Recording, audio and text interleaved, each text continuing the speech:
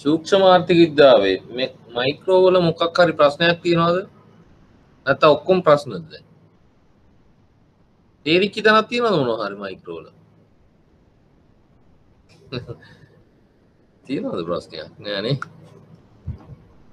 කවුද මොකක් හරි කිව්වද? ප්‍රශ්න නෑ. අද අපි සාර ආර්ථික විද්‍යාව පටන් ගන්නවා. අර ටියුටර් එක හම්බෙලා. right.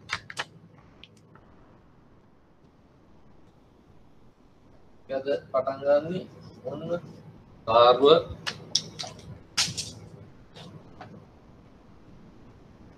ආර්ථික විද්‍යාව ජාතික ආදායම හා ISLM විග්‍රහයේ භාවිතය මේක තමයි මාතෘකාව සාර ආර්ථික විද්‍යාව තමයි අපි අද පටන් ගන්න. ඒක යටතේ ජාතික ආදායම හා ISLM විග්‍රහයේ භාවිතයන් ගැන තමයි කතා කරන්නේ. අද කට්ටිය පොඩ්ඩක් විතර අඩු වෙලා තියෙන්නේ ට්‍රිප් ගිහිල්ලා වෙන්න ඇතිනේ. ගොඩක් කාලෙකින් ලෝන් වීකෙන්ඩ් එකක් ඉඳ කට්ටිය එහෙම ගිහිල්ලා. ගිහින් එනකොට අපි අද ටික ප්‍රශ්නයක් නැහැ. ජාතික ආදායම මුල චුට්ට අද කරන්නේ. අපි ලබන සතිය විතර වෙද්දී බොහොමත් ISLM පටන් ගන්න උත්සාහ කරනවා. ඔයාලා පේපර් එක දැක්කද? මම එවලා තියෙන ටියුට් ටික ඔක්කොම හරියට බලලා තිබ්බනම් 100%ම ගන්න පුළුවන්. ඔක්කොම ඒකේ තියෙන්නේ මම කරපු අර කාලීන ප්‍රශ්න. ඉතින් ඒක අපි කතා කරාට ඒ ප්‍රශ්නේම කතා කරලා නැහැ. අනිත් තියරි නම් ඔක්කොම ඒ විදිහටම අහලා තිබ්බා. ඔයාලා හැබැයි ප්‍රශ්නේ තේරුම් ගන්න නැහැ වගේ තමයි ගොඩක් වෙලාවට අපිට තේරුනේ. ඒක නිසා ප්‍රශ්නේ තේරුම් ගන්න අනිවාර්යයෙන්ම ප්‍රශ්නේ කියවන්න විභාගෙට ඉස්සෙල්ලා නම් ඒක හැමදාම කිව්වත් ආපහු අපිට බලද්දි තේරෙන්නේ කියවන්නේ නැහැ කියන එක. ප්‍රශ්නේ තේරුම් ගන්නේ නැහැ කියන එක. අපි බලමු ආර්ථික විද්‍යාවේ සාර ආර්ථික විද්‍යාව කොටස මුල කැලේ ටිකක් වේගෙන් අපි කරනවා. මේ ආර්ථික විද්‍යාව අපි කොටස් දෙකකට ප්‍රධාන එක විදිහකට අනුව ඉගෙන ගත්තා.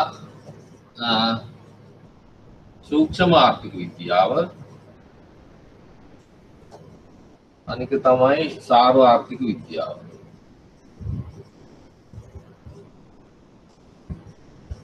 මේක මයික්‍රෝ මේක සූක්ෂම ආර්ථික විද්‍යාව ගැන තමයි අපි උච්චර දවස් කතා කරේ. සාර ආර්ථික විද්‍යාව ගැන තමයි දැන් අපි කතා කරන්න යන්නේ. සූක්ෂම ආර්ථික විද්‍යාවේදී කතා කරේ මොනවද? එක එක ආර්ථික විචල්යන්ගෙන් තනි ආර්ථික විචල්යන්ගේ හැසිරීම, එහෙම නැත්නම් ආර්ථික ඒකකයන්ගේ හැසිරීම, පාරිභෝගිකයාගේ හැසිරීම. හරි? පාරිභෝගිකයාගේ හැසිරීම, නිෂ්පාදකයාගේ හැසිරීම. ඔය ආදී වශයෙන් තනි ඒකක අරන් තමයි ආර්ථික විද්‍යාවේ අපි කතා කරේ සූක්ෂම ආර්ථික විද්‍යාවේ. නමුත් මේකෙදි කතා කරන්නේ සමස්තයක් හැටියට ආර්ථිකයේම අරන්. සමස්ත ආර්ථික විද්‍යාවේ කතා කරන විචල්යන් අතර ප්‍රධාන වෙන්නේ මොකද්ද? දල ජාතික එහෙම නැත්නම් දේශීය නිෂ්පාදිතය GDP කියන්නේ GDP එක gross domestic product කියන එක. ඊට පස්සේ සේවා නියුක්තිය උත්තමනය ගෙවුම් ශේෂය ඔය ආදී වශයෙන් අපි ආර්ථිකයේ සමස්තයක් හැටියට අරන් සලකපුවාම බලපාන්නේ කොහොමද කියන එක තමයි සාර ආර්ථික විද්‍යාවේ දලම අදහස වෙන්නේ. ඒ කැලේ තමයි අපි කතා කරන්නේ. එහෙනම් සාර ආර්ථික අරමුණු ගැන අපි කතා කරලා ප්‍රවිෂ්ටයක් ගමු මේ සාර ආර්ථික විද්‍යාවට. සාර ආර්ථික අරමුණු හතරක් විස්තර කරන්න දීලා ලකුණු පහක් දීලා තිබ්බා. එක්කෙනෙක් කොල්ලියෝ. සාරව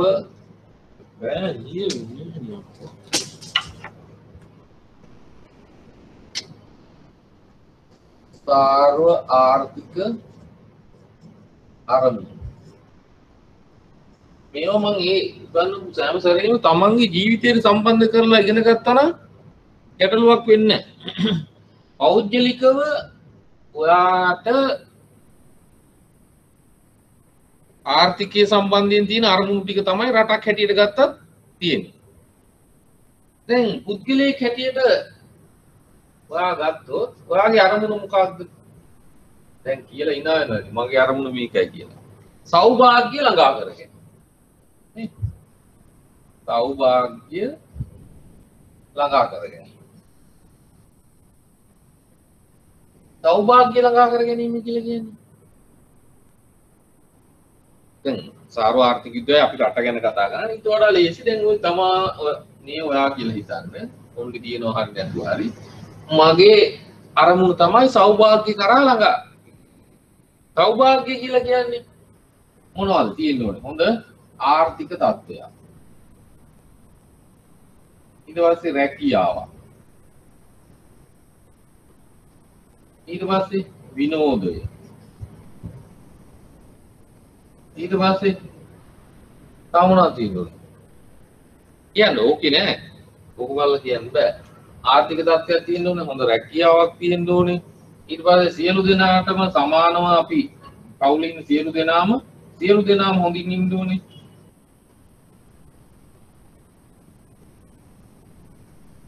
හොඳින් ජීවත් වෙන්න ඕනේ. මොකද පවුලේ එක්කෙනෙක් අවුල් වෙලා තිබ්බොත් එතකොට තමන්ට සෞභාග්‍යයක් නැහැ. මොකද ඒකත් බලපානවා. තමන් මාර අයියට මෙහෙමයි කිය හිත ඉන්නේ කිව්වොත් තමාගේ සෞභාග්‍ය නැති වෙනවා. එතකොට අවසාන කාලේ වෙනකොට අම්මලා තාත්තලා ඔක්කොම බෙදලා දෙනවා. ඒවා සාධාරණ බෙදලා දෙන්න ඕනේ නේ. ඔයාලා අන්තිම කාලේ සාධාරණව බෙදලා දෙන්න ඕනේ. ඒකත් සෞභාග්‍යයට බලපාන. තව මොනවද බලපාන? මේව ඕන තරම් කරුණු වලට කියන්න පුළුවන්. දැන් මෙතන ඉඳන් කියන්න තිබ්බා. දැන් කියන්න ඔයාලා වෙන්නේ මම මෙහෙන් මේ වාගේ තමාගේ සෞභාග්‍ය කරා ඔයාගේ ජීවිතයේ සෞභාග්‍ය කරා ගෙන යනකොට හොඳ තැනක් දක්වා ගෙන යනකොට ආර්ථික සමාජීය සහ සංස්කෘතික හොඳ ආගම නිදහස නේ ආගම් ඇදහිීමේ නිදහස ඔය ආදි වශයෙන් සියලු කරුණු ගත්තාම තමන්ගේ සෞභාග්‍ය කරා තමන්ගේ ජීවිතයේ හොඳ සෞභාග්‍යමත් තැනකට අරගෙන යන්න මේ කියන කාරණා බලපන්. ඉතින් ඒ තමයි තමන් දැන් මේකම තමයි රටකට ගත්තා. නේ? එහෙනම් රටක් සෞභාග්‍ය කරා ගෙන යන්න නම් මොනවද තියෙන්න ඕනේ? හොඳ ආර්ථික තත්ත්වයක් තියෙන්න. ආර්ථික තත්ත්වයක්. නිකන් මේක අපි කියන වර්ධනයක් කියලා. හොඳ ආර්ථික වර්ධනයක් තියෙන්න ඕනේ. ඒ තමන්ටත් මේ හොඳ ආර්ථික තත්ත්වයක් තියෙන්න ඕනේ. තමන්ගේ ජීවිතේටමයි මේක නිසරි බාහිර ඔයාලට ඒක මේක මම මෙහෙම කියලා දුන්නා. තමන්ගේ ජීවිතය ගැන හිතාගෙන ඉවරයි ඉවරයි. මට හොඳ ආදායමක් තියෙනවා. මේක ඉතින් එහෙනම් ආර්ථික තත්ත්වය. එහෙම නැත්නම් හොඳ ආදායමක්. මේකටත් හරි. වර්ධනයක් තියෙන්න ඕනේ. තව මොනවද තියෙන්න ඕනේ? වාගේ ගෙදර ඉන්න අයට හොඳ රැකියාවක් තියෙන්න ඕනේ. තමන්ට නම් රැකියාවක් තියෙන්න ඕනේ තමන්ගේ සෞභාග්‍ය කරා යනකොට. එහෙනම් රටක් හැටියට ගත්තොත් සේවා නියුක්තිය. එහෙනම් සේවා නියුක්තිය ඉහළ මට්ටමක.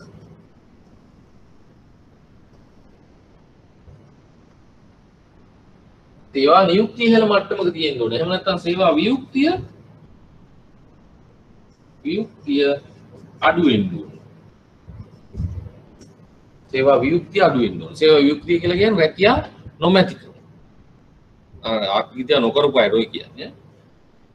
එහෙනම් රැකියා නොමැතිකම අඩු වෙන්න ඕනේ. එහෙම නැත්නම් රැකියා තියෙන බව එහෙම නැත්නම් සේවා නියුක්තිය වැඩි වෙන්න ඕනේ. ඒ කියන්නේ පවුලක ගත්තත් එහෙමයි. 18 දෙනෙක් ඉන්නවනම් ඊටු 10 දෙනෙක් ඉන්නවනම් 10 දෙනෙක් ඉන්නවනම් අඩු ගානේ 8 දෙනෙකුටවත් රැකියාව තියෙන්න ඕනේ. නැත්තම් සෞභාග්‍ය කරා යන්න බෑ. පවුලක් ගත්තා.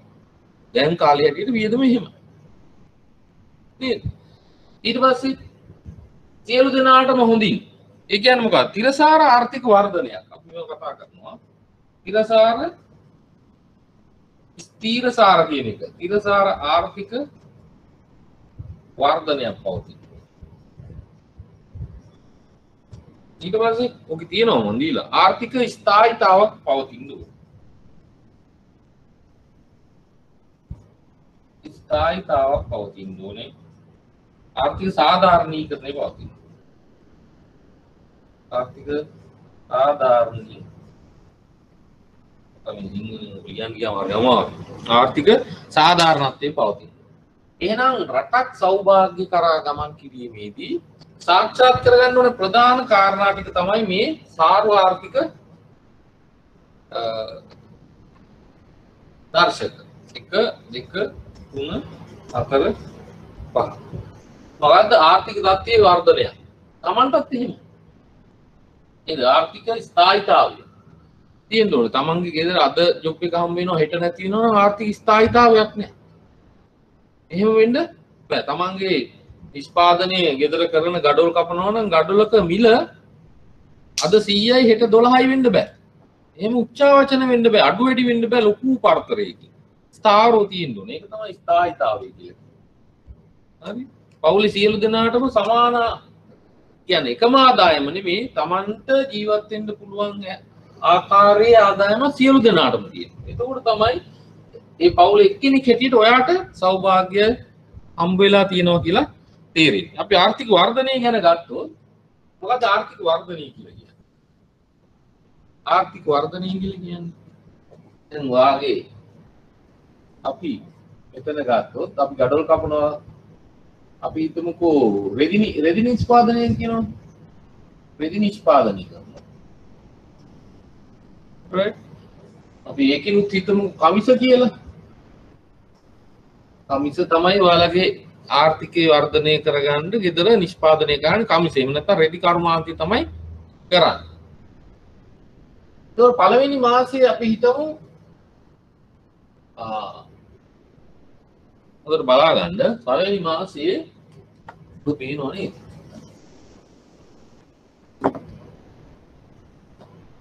පළවෙනි මාසයේ අපි හිතමු කමිස හැදුවා 100ක්. හරිද? එකක් රුපියල් 10 ගානේ වික්කා. දෙවෙනි මාසේ කමිස හැදුවා 100ක්. වික්කා 20 ගාන.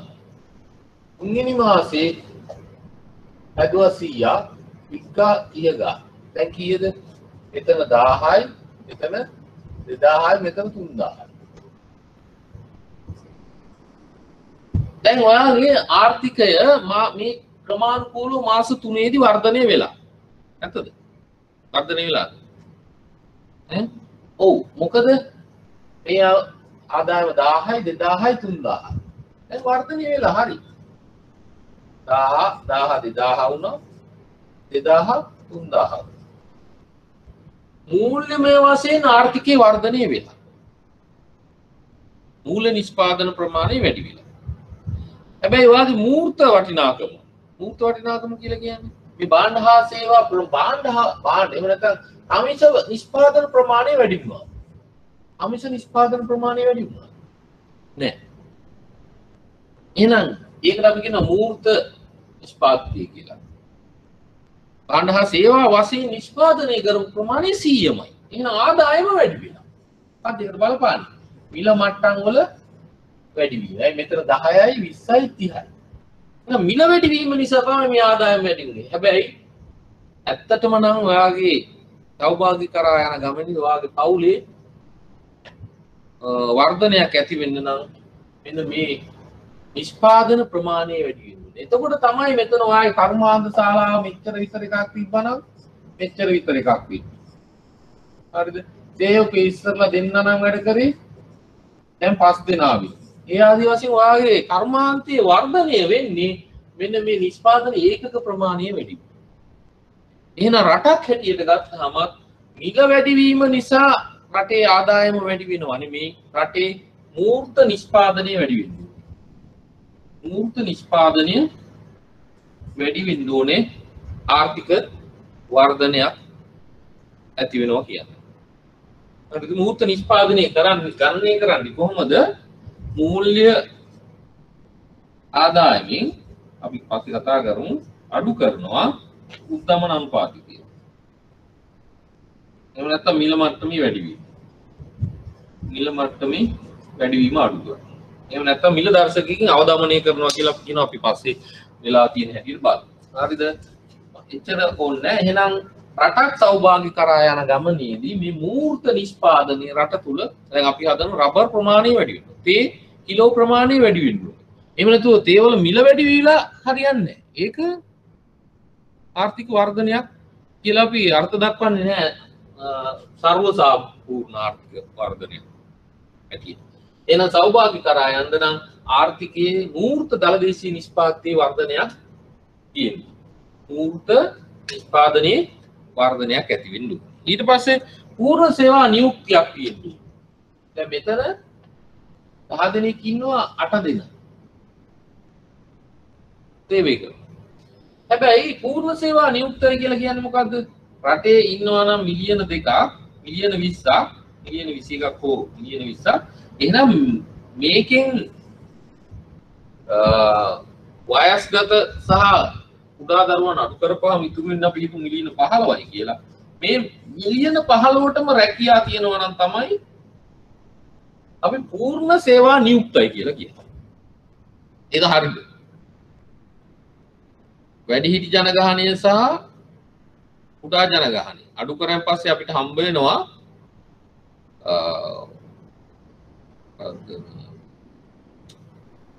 කියන්නේ වැඩ කර හැකි වයස් මට්ටමේ ඉන්න ජනගහනය ඒ වචනයක් තියෙනවා මතක නැහැ. මේ මිලියන 15යි කියලා හිතමු.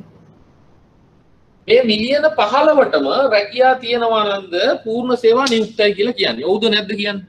නැත්තම් නිදාගනින්. මිලියන 15ටම ඔය වැඩ කළ හැකි මට්ටමේ ඉන්න මිලියන 15ටම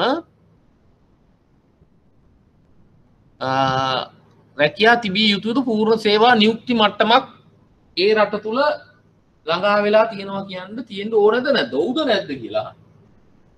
මේ වැඩ කළ හැකි කාලේ ඉන්න මිලියන 15ටම රැකියා තියෙන්න ඕනද පූර්ණ සේවා නියුක්තයි කියන්නේ? ඔව්. ඔව්නේ. හරි. හැබැයි ඔව්.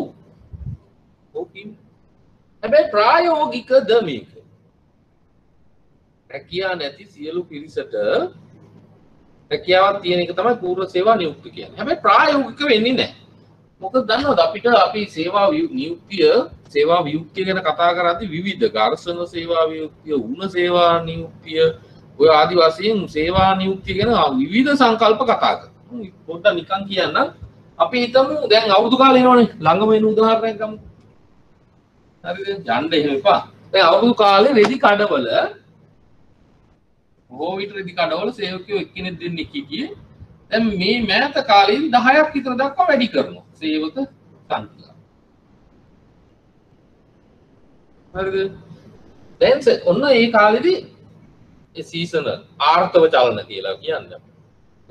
ආර්ථව මේ කාලෙදී 10ක් විතර දක්වා වැඩි කරනවා. දෙන්නෙක් විතර තමයි හිටියේ. ඒක සේවන. දැන් අවුරුදු පහ වෙලා මැයි විතර පහ වුණාන් පස්සේ ආයෙ මෙයාලා 2 දක්වා අඩු කරනවා. දැන් 8 දෙනෙක් සේවා වියුක්තයි. 8 දෙනෙකුට රැකියාව නැති වෙනවා. මේ 8 දෙනාට ආපහු රැකියාව හොයාගන්න අඩුම ගානේ මාසයක්වත් නැහැ.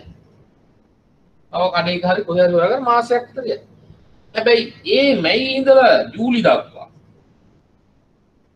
ජුලයි දක්වා මාසයක කාලය තුල මෙයාලා සේවා වියුක්තයි. ඒ කාලය තුල මෙතන සේවා වියුක්තයි. ඉතින් මේක මේ මාස විතර නෙවෙයි මම ගත්තේ එහෙම සමහර රැකියා තියෙනවා කාලයකට තමයි මේ රැකියාව තියෙන්නේ. ඊට පස්සේ ආපහු මේ රැකියාවෙන් අයින් වෙලා ඊළඟ රැකියාව හොයාගන්න ටික කාලයක් නිකන් සේවා වියුක්තව ඉන්න. මෙන්න මේ එක රැකියාවක ඉඳලා නැවත සුදුසු රැකියාවක් හම්බ වෙන තුරු සේවා නැතුව ඉන්න එකට අපි කියනවා ඝර්ෂණ සේවා වියුක්තිය කියලා. හරි? ඝර්ෂණ සේවා වියුක්තිය කියනවා. දැන් එතකොට එහෙම ගත්තාම එහෙනම් රටක් හැටියට ගත්තාම අවුරුද්දේ හැම මාසෙකම කීප දෙනෙක් හරි තව රැකියාවක ඉඳන් තව රැකියාවකට යන්න අස් වෙලා එක්කෝ ඒ රැකියාව ඉවර වෙච්ච නිසා හෝ වෙන රැකියාවක් හොයවා ඉන්නවා. එහෙනම් එතකොට සේවා වියුක්තිය පිරිසක් අනිවාර්යයෙන්ම ඉන්නවා. එතකොට මිලියන 15ම ඉන්න බෑ. ඒක හින්දා මේ මිලියන 15 අඩුම වශයෙන් 95%ක්වත් රටේ වැඩ කළ හැකි ජනගහනයෙන් සේවා නියුක්ත නම් එහෙම නැත්නම් සේවා වියුක්තිය 105ක් හෝ ඊට අඩු නම් ඊට අඩුයි. අපි කියනවා පූර්ණ සේවා නියුක්තයි කියලා. අපි කියනවා පූර්ණ සේවා නියුක්තියක් පවතිනවා. හරිද? මොකද අර ආවගේ ඝර්ෂණ සේවා වියුක්තිය වගේ කාරණා නිසා සේවා වියුක්තිය ගැන පොඩ්ඩක් කොහෙන් හරි ඔයාලා කියව ගන්න උඩ තියෙන සංකල්ප. අපිට කියන්න බෑ කවදාවත් රටේ ඉන්න වැඩ කළ හැකි සියලු ජනගහණයට රැකියාවක් තියෙන තත්ත්වයක් පූර්ණ සේවා නියුක්තිය හැටියට ප්‍රායෝගිකව අර්ථ දක්වන්න අමාරුයි. ඒ නිසා 95%ක්වත් ඒ කියලා කියන්නේ 100ක් ඉන්නවා නම් ජනගහණය 95 දෙනෙක්වත් රැකියාවක යෙදෙනවා නම් අපි කියනවා ඒක පූර්ණ සේවා නියුක්තයි කියලා. 100%ක්ම විය යුත්තේ නැහැ. එහෙනම් 95%ක්වත් රැකියාවේ නියුක්ත වෙන්න ඕනේ. එහෙනම් ඔයාගේ ගෙදර 10 දෙනෙක් ඉන්නවා නම් 95 නම් කී දෙනෙක් රැකියාව කරන්න ඕනේද?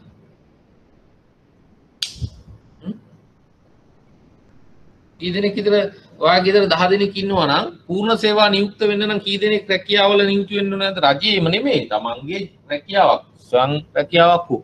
කී දෙනෙක් ජොබ් එක කරන්න ඕනද පුතේ පවුලේ? 95යි නම් 10ට කීයද? කියන්නකෝ.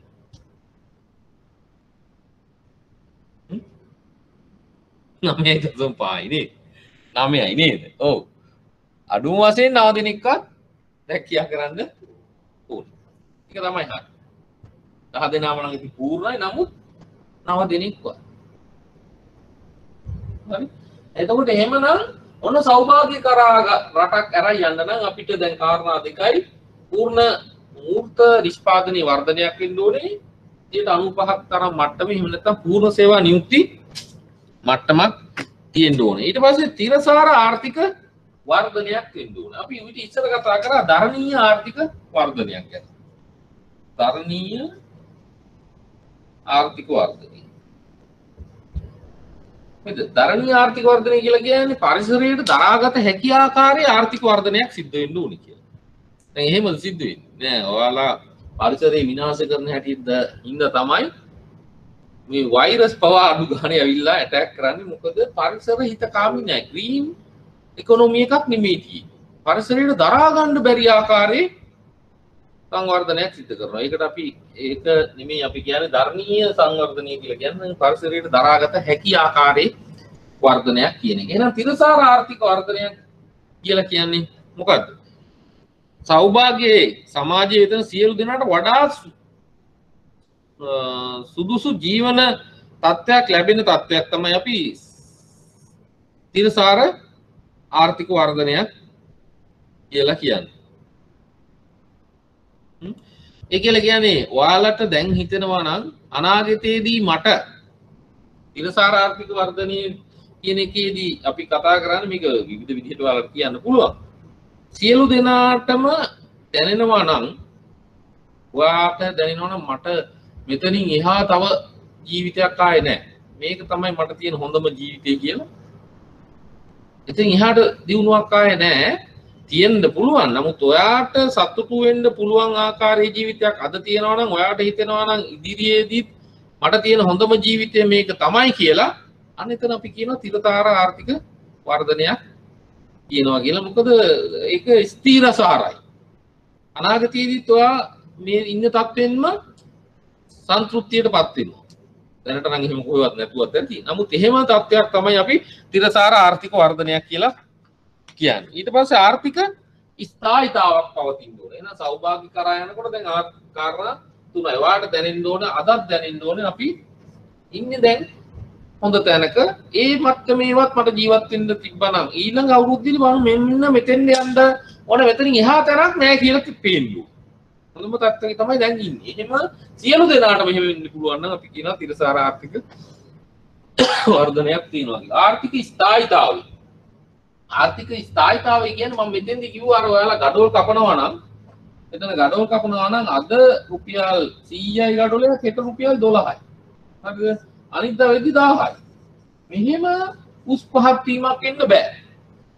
දැන් රටක් හැටියට ගත්තාම රටේ ඉන්න මිනිස්සුන්ට සෞභාග්‍ය කරා රට ගෙනියනවා නම් රටේ මිල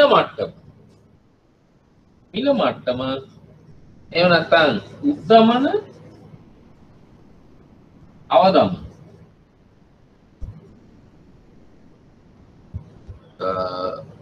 ඒ කියලා කියන්නේ දැන් අත්‍යුද්දමන ජවන උද්දමන කිය එහෙම තියෙනවා. ඒ වාගේ තත්ත්වයක් නෑ. සාමාන්‍ය උද්දමන තත්ත්වයක් තියෙන්න ඕනේ රටක් සංවර්ධනය කරාගෙන යන්න. මොකද අපේ මූල්‍ය ප්‍රතිපත්තියත් ඇවිල්ලා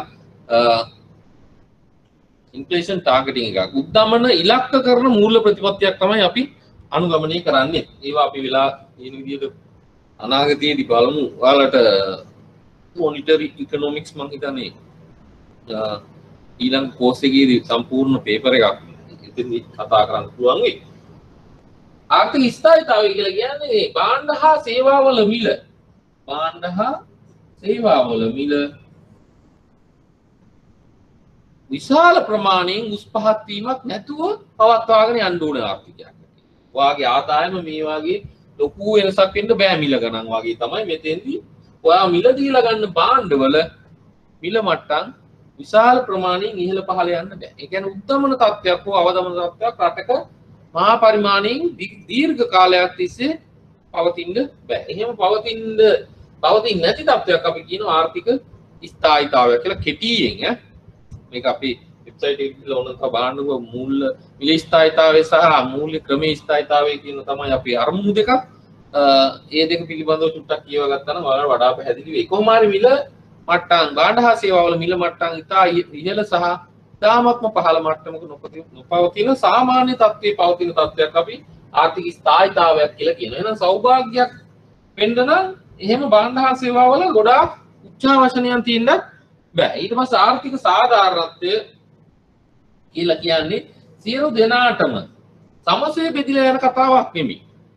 ආර්ථික සාධාරණත්වය කියලා කියන්නේ තමන්ගාව තියෙන වත්කම අනුව සියලුම සේවාවන් සහ අනිකුත් සියලුම දේවල් පරිහරණය කරන්න පුළුවන් වෙන්න ඕනේ තමන්ගේ මට්ටමේ හැටියට. සියලු දෙනාට සමානයි කියන එක නෙමෙයි. රුපියල් 1000ක් තියෙන කෙනයි ලක්ෂයක් තියෙන කෙනයි අපි ගත්තොත් 1000ක් තියෙන කෙනයි මෙයාටත් ලෝය කෙනෙක් ගන්න පුළුවන් වෙනවා. එයාගේ ගාණ හැටියට. ගණන් අඩු ලෝයස්ලා ඉන්නෝනේ. මම නිකන් කියන්නේ. මෙයාටත් පරිප්පු ගන්න පුළුවන් වෙනවා. දැන් 100ක් හරි කොච්චරක් හරි. ඒ වගේ මෙයාටත් ලෝය කෙනෙක් එතකොට හොටෙල් එකකට ගිහිල්ලා ඉන්න මෙයාටත් හොටෙල් එකකට ගිහිල්ලා ඉන්න විනෝද වෙන්න. එතකොට මෙයා විනෝද වෙන්නේ ටිකක් වැඩි මට්ටමකින්. මෙයා හිත අඩුයි. හැබැයි යාට පුළුවන්. ආධාරණයකද ආර්ථික සාධාරණත්වය කියලා කියන්නේ මේ හැම දෙනාටම සියලුම සේවාවන් සහ භාණ්ඩයන් ලබාගත හැකි විය යුතුයි තමන්ගේ මට්ටමට අනුව. එහෙම නැත්නම් හැම දෙනාම එක සමානයි කියන එක නෙමෙයි. පැහැදිලිද? මෙන්න මේ කියන ප්‍රධාන කාරණා ටික තෘප්ත වෙනවා නම් අපි කියනවා සෞභාග්‍ය කරා ඒ රට ගමන් කරනවා කියන. පැහැදිලිද? එහෙනම් සෞභාග්‍ය කරා යන ගමනේදී එහෙනම් සාර්වාර්ථික අරමුණ වෙන්නේ ප්‍රධාන අරමුණ රටක් සෞභාග්‍ය කරා ගෙන යාම. ඒ රට සෞභාග්‍ය කරා ගෙන යෑමේදී අපිට සාක්ෂාත් කරගන්න තියෙන තෘප්ත කරගන්න තියෙන ප්‍රධාන ආර්ථික කරුණු තමයි ආර්ථික වර්ධනයක්, පූර්ණ සේවා නියුක්තියක්, ඉරසාර ආර්ථික වර්ධනයක්, ආර්ථික ස්ථායීතාවයක්, ආර්ථික සාධාරණීකරණය. මෙන්න මේ වාගේ තව තියෙනවා ගොඩක් පල්ලෙහාට. ප්‍රධාන කාරණා මෙන්න මේ ටික තෘප්ත වෙනවා නම් අපි කියනවා රටක් සෞභාග්‍ය කරා රැගෙන යන්න පුළුවන්. ඒ නැත්නම් සාර්වාර්ථික අරමුණ. මේකෙන් හතරක් විස්තර කරන්න කියලා තිබ්බ කෙටියෙන් විස්තර කරන්න කියලා මේ සැර. මම ওই විදිහට මොකක් කරලා තියෙන කෙනෙක්වත් කියලා තිබ්බේ නැහැ. මම දන්නේ මෙහි ළමයි නෙමෙයි වෙන්නද. හැබැයි මම මෙහෙම කරලා තිබ්බා. බලන්න පේපර් එක කරා. රයිට්. ඒ ටික පැහැදිලිද දෙන්න එනකම් ඉතින් සාර්වාර්ථික විද්‍යාව ටික විස්තර තමයි. කරන්න දෙයක් නැහැ. පැහැදිලිද දෙන්න?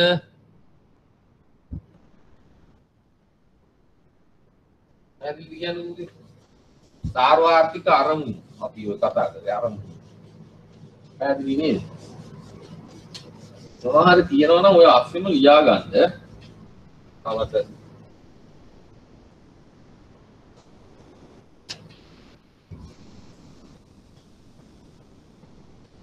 right.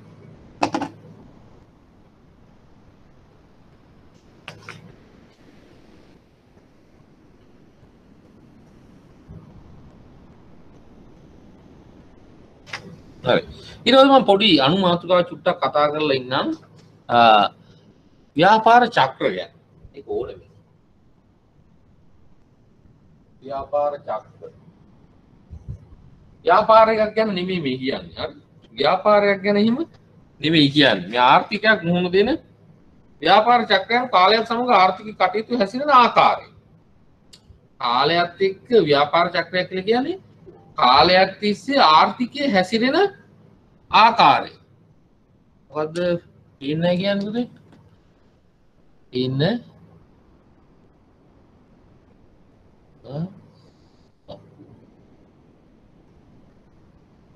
හම්බුන්නේ මොකක්ද මන් දන්නේ හම්බුන්නේ නැහැ කියලා. කවුද හම්බුන්නේ නැත්තේ? හොයන්න හම්බුයි. සවන්නාට සම්බුයිනේ. කාලයක් තිස්සේ ආර්ථිකයේ හැසිරෙන ආකාරය. මේ කියන්නේ කාලය. හරිද? ආර්ථිකයේ හැසිරෙන ආකාරය යුට් එක නම් මන් දන්නේ නැහැ කොහෙද තියෙන්නේ කියලා කොහෙද දාලා ඇති බාන්න. මේ තියෙන්නේ ආර්ථික වර්ධනය. කාලයක් තිස්සේ ආර්ථිකයේ වර්ධනය වෙන ආකාරය. අපි මයින් GDP වලින්. තලදේශීය නිෂ්පාදනය. හරිද? අපි හිතුව මෙතන අවුරුදු 10ක් තියෙනවනේ කියලා. 1 2 3 4 5 6 7 8 9 10. හරිද? 1970 1980 කොහොම හිතන්නද?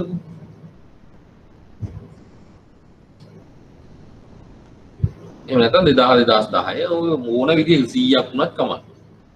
දැන් එහෙම ගත්තාම මෙන්න මේකට අපි කියනවා දිගුකාලීන වර්ධනය. මේක මෙහෙම වෙන්න ඕනේ නැහැ. හරිද?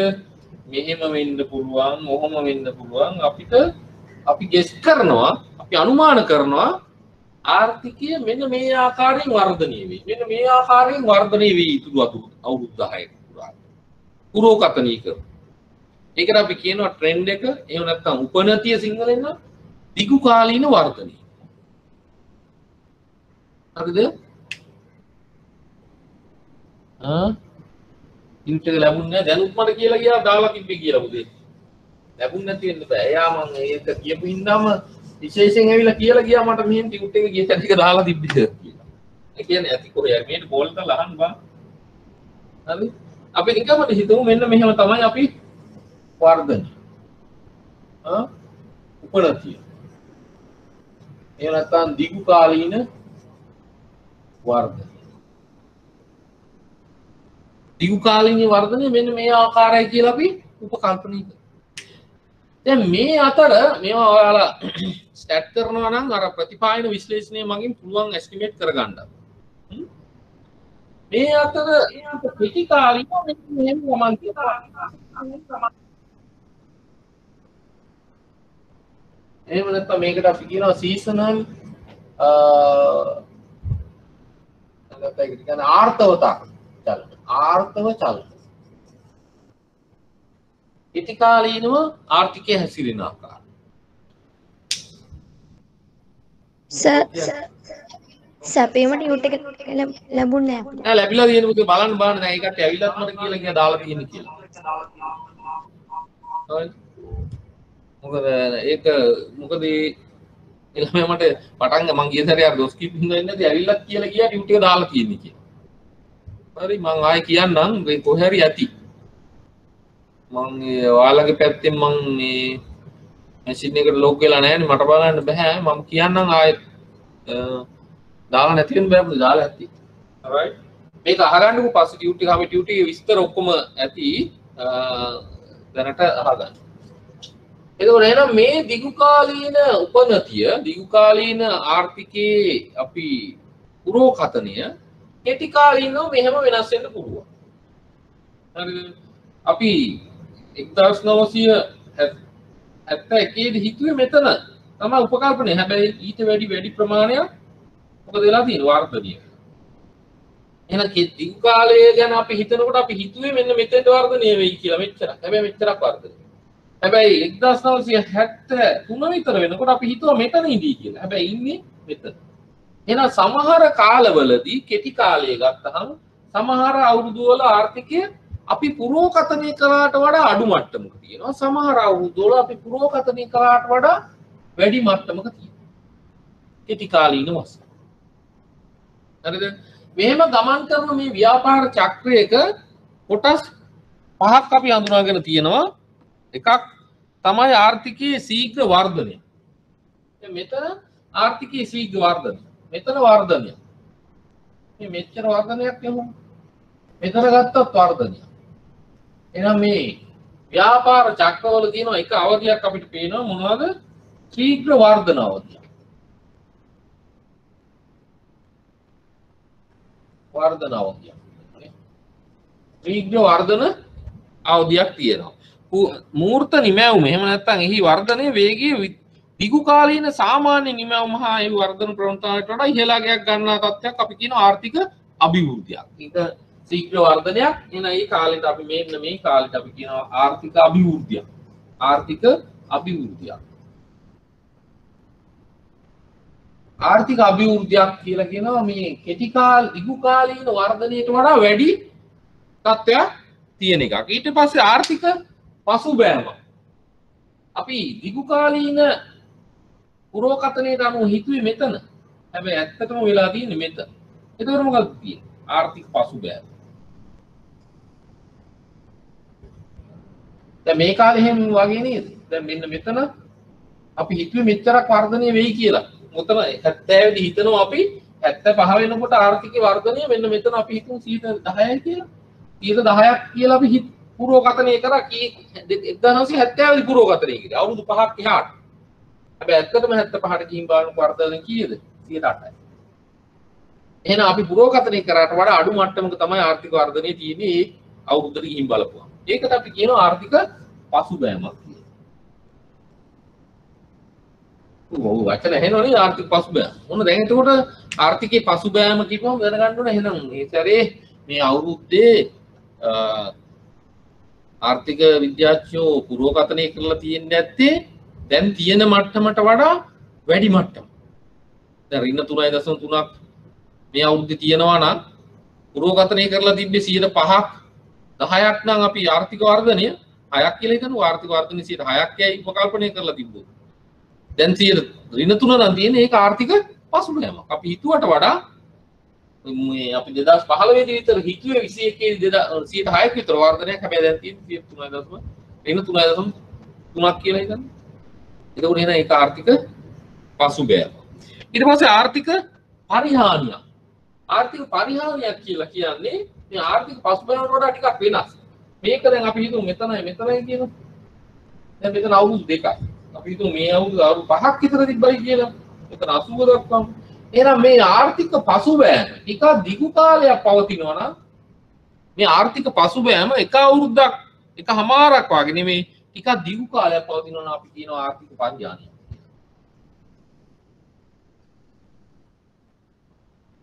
ආර්ථික පරිහානියක් කියලා කියනවා. ඒක මේ ආර්ථික පසුබෑම ටිකක් කල් පවතිනවා. දැන් මේ කොවිඩ් එකෙන් පස්සේ ඒකනේ මේ ඔයාලට කාලීන ප්‍රශ්න ආපුවම මේවා ලියන්න පුළුවන් ඉන්නේ. මේ කොවිඩ් එකෙන් පස්සේ සමහර විට ওই වචන කියනකොට බලන්න ආර්ථික පසුබෑම දේශපාලන වේදිකාවල නෙමෙයි ඒකට ආර්ථික පසුබෑමයි ආර්ථික පරිහානියයි ඔක්කොම එහෙම දැනුමකින් නෙමෙයි නේ කියන්නේ. පල්ලෙහාට ඇදලා නම් එයාලා කියනවා පරිහානිය හරි පසුබෑම හරි කියලා. හැබැයි ඔයාලට එහෙම බෑ. පරිහානිය කිව්වොත් ආර්ථික පරිහානියක් ඉදිරියේදී බලාපොරොත්තු ඉදිරි අවුරුදු කීපය තුල ආර්ථික පරිහානියක් කිව්වොත් හරි වචනේ. මොකද අවුරුදු කීපයක් තුල පල්ලෙහා පට්ටමේ පවතී කියන එක තමයි ආර්ථික පරිහානියක් කියලා කියන්නේ. ඊට පස්සේ ආර්ථික ප්‍රතිපාප්ත වෙනවා. ප්‍රතිප්‍රාප්ත වෙනවා කියලා කියන්නේ මෙතන දැන් අඩුම මට්ටමට ආවනම් මේ අඩු මට්ටමේ ඉඳලා ආපහු උඩට යන්න පටන් ගන්නවා. මෙතෙන්ද අපි හිතපු තැනට යන්න පටන් ගන්නකොට අපි කියනවා ප්‍රතිප්‍රාප්ත වෙනවා කියලා. එහෙම නැත්නම් ඊට වඩා වැඩි තිබිලා ආපහු හිතපු මේ අඩු මට්ටමට ආවත් ඒත් එහෙමයි. ඒ කියන්නේ හිතපු අපි පුරෝකථනය කරපු මට්ටමට නැවත ගමන් කරනවා කියන එක තමයි ප්‍රතිප්‍රාප්තිය කියලා කියන්නේ. ප්‍රතිප්‍රාප්තිය. මෙතනත් එහෙමයි. මෙතන ප්‍රතිප්‍රාප්තිය. නැවත හිතපු තැනට ගමන් කරනවා කියන එක. මෙන්න මේ ආර්ථික පරිහානිය කියන එකට තමයි අපි අර මූල්‍ය අර්බුදයක් කියලා කියන්නේ 1933 එහෙම ආවේ. ඒක දන්නේ නැද්ද? ඒ වගේ. ඊට පස්සේ ආර්ථික ශිඛරය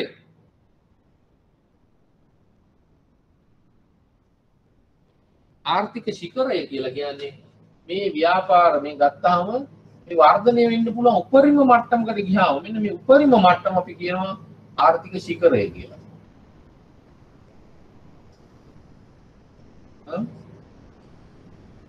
අවම වෙන්න පුළුවන් පල්ලෙහාම යන්න පුළුවන් අවම මට්ටමට ආවට පස්සේ කියනවා අපි ආර්ථික නිම්නය කියලා. පහළ බැසිය හැකි අවම මට්ටමට අපි කියන්නේ ආර්ථික නිම්නය.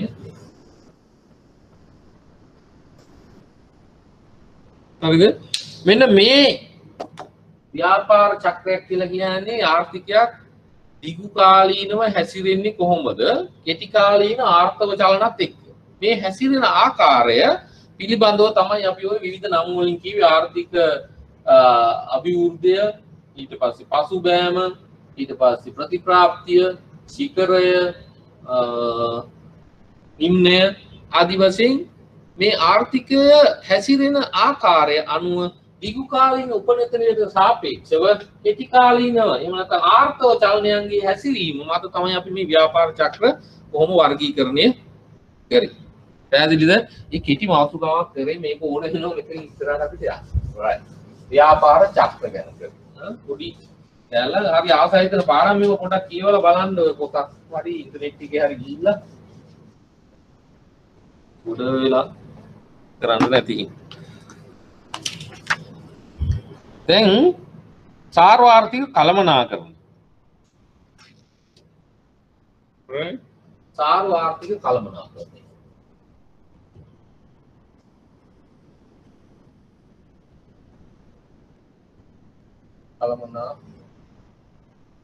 මේ ජාතික ආදායම් කරන්නේ ඔයාලා A level වලට කරපු ටිකට වඩා පොඩ්ඩක් වෙනස් ඇති. හැබැයි ඒ චුට්ටක් මම ටක් ගාලා කරනවාද? A level වලට කරපු ටිකත් අර ඉල්ලුම සැපීම වගේ පට ගාලා යනවා. හැබැයි මේ ටික වෙනම කොටසක් මේ කියව ගන්න තියෙන්නේ. නමුත් මම චුට්ටක් ඔය විස්තර කරේ. සාර්වාර්ථික කළමනාකරණය කියලා කියන්නේ දැන් අර අපි ඉගෙන ගත්තනේ ව්‍යාපාර චක්‍රවල මෙන්න මෙහෙම ගමන් කරනවා කියලා.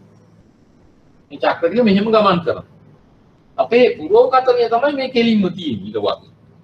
මේ පුරෝකථනයට වඩා දෙපැත්තට ගමන් කරනවා.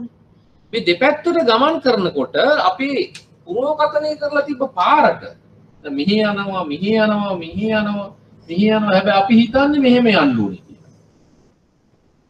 දැන් ඔයාලා ගෙදරදී අම්මලා හිතන්නේ නැත්තම් ඔයාලා අම්මලා හරි තාත්තලා හරි වෙච්චාම හෙට අනිද්දාට හිතන්නේ ඔයා ડોක්ටර් කෙනෙක් වෙන්න ඕනේ කියලා.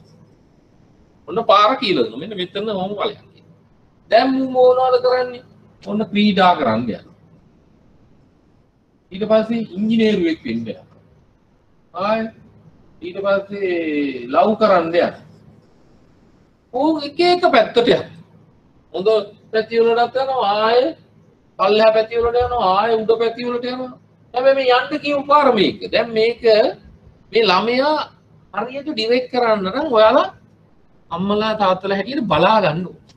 දැන් ඕකට දැන් වැඩි යන්න එපා සෙල්ලම් කරන්න පැයයි ඇති. දැන් වරින් ගිහුවා. මොකද ඒ කරන්නේ? කලමනාකරණය.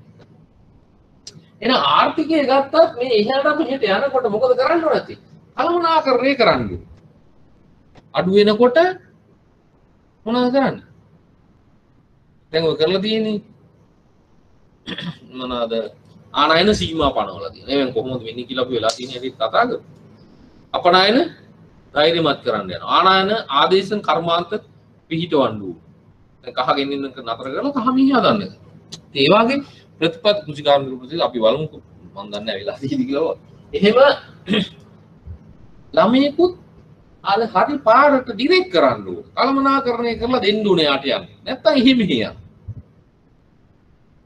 ඒ වගේ ආර්ථිකයත් මේ සාර්ව ආර්ථිකයත් කළමනාකරණය කරන්න ඕනේ. ඒ කළමනාකරණය කරනවා කියන්නේ මේ ව්‍යාපාර චක්‍රය එහෙට මෙහෙට යන්න නොදී දිගු කාලීන ආර්ථික වර්ධන මාවතට ගේන එක තමයි අපි කළමනාකරණය කරනවා කියලා කියන්නේ.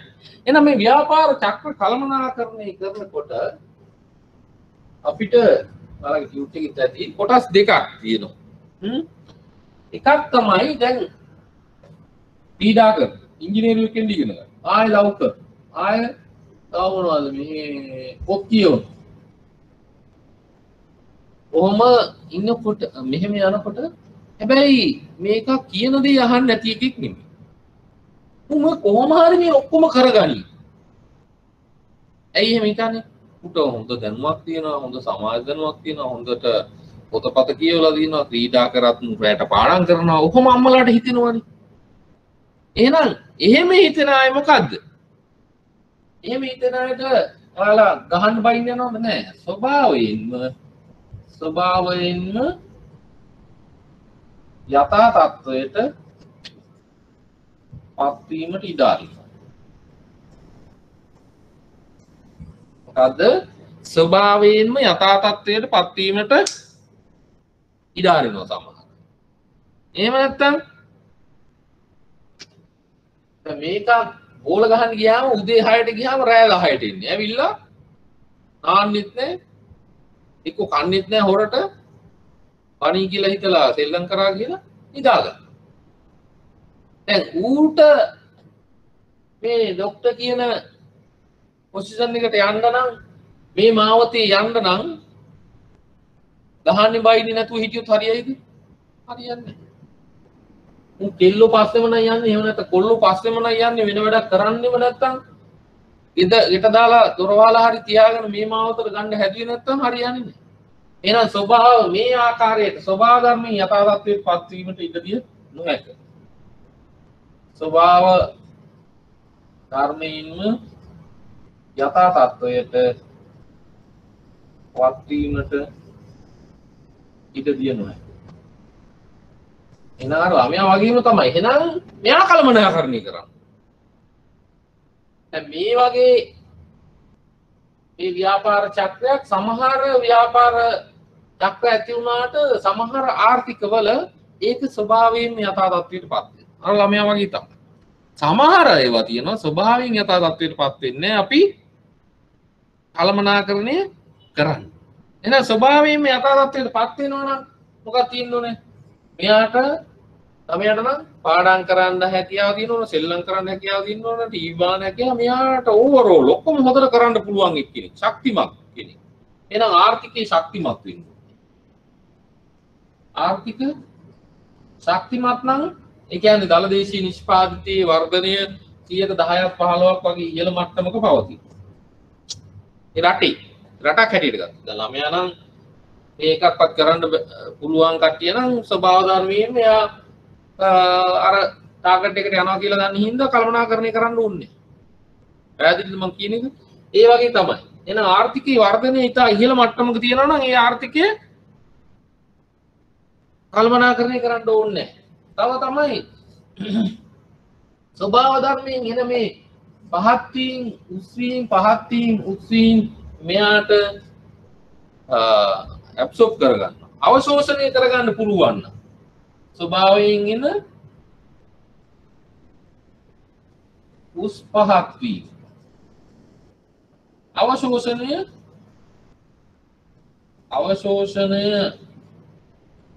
කර ගැනීමට හැකියාව තියෙනවා.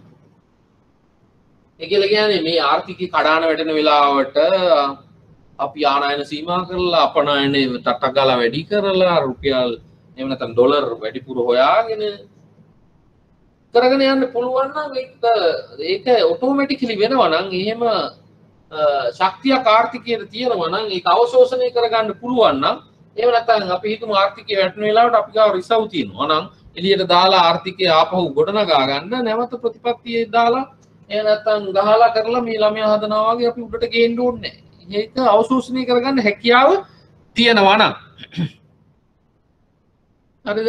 ඉතින් ඒ වගේ නැති අය මොකද කරන්නේ? ඒව නැති අය මේ ඉන්න කම්පන ආර්ථික ශක්තිය අඩුයි, කම්පණය දරා ගන්න බෑ.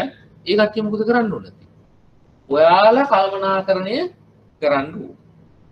පැහැදිලිද? එහෙනම් මේ කෑල්ල ගැටලුවක් නැහැ. එහෙම තියෙන ආර්ථික ගැටලුවක් නැහැ. දැන් අපේ තියෙන එහෙම එකක්ද? නැහැ. අපේ තියෙන මේ වාගේ ස්වභාව ධර්මයෙන් යථාර්ථයටපත් වෙන්න ඉඩ දෙන්න බෑ.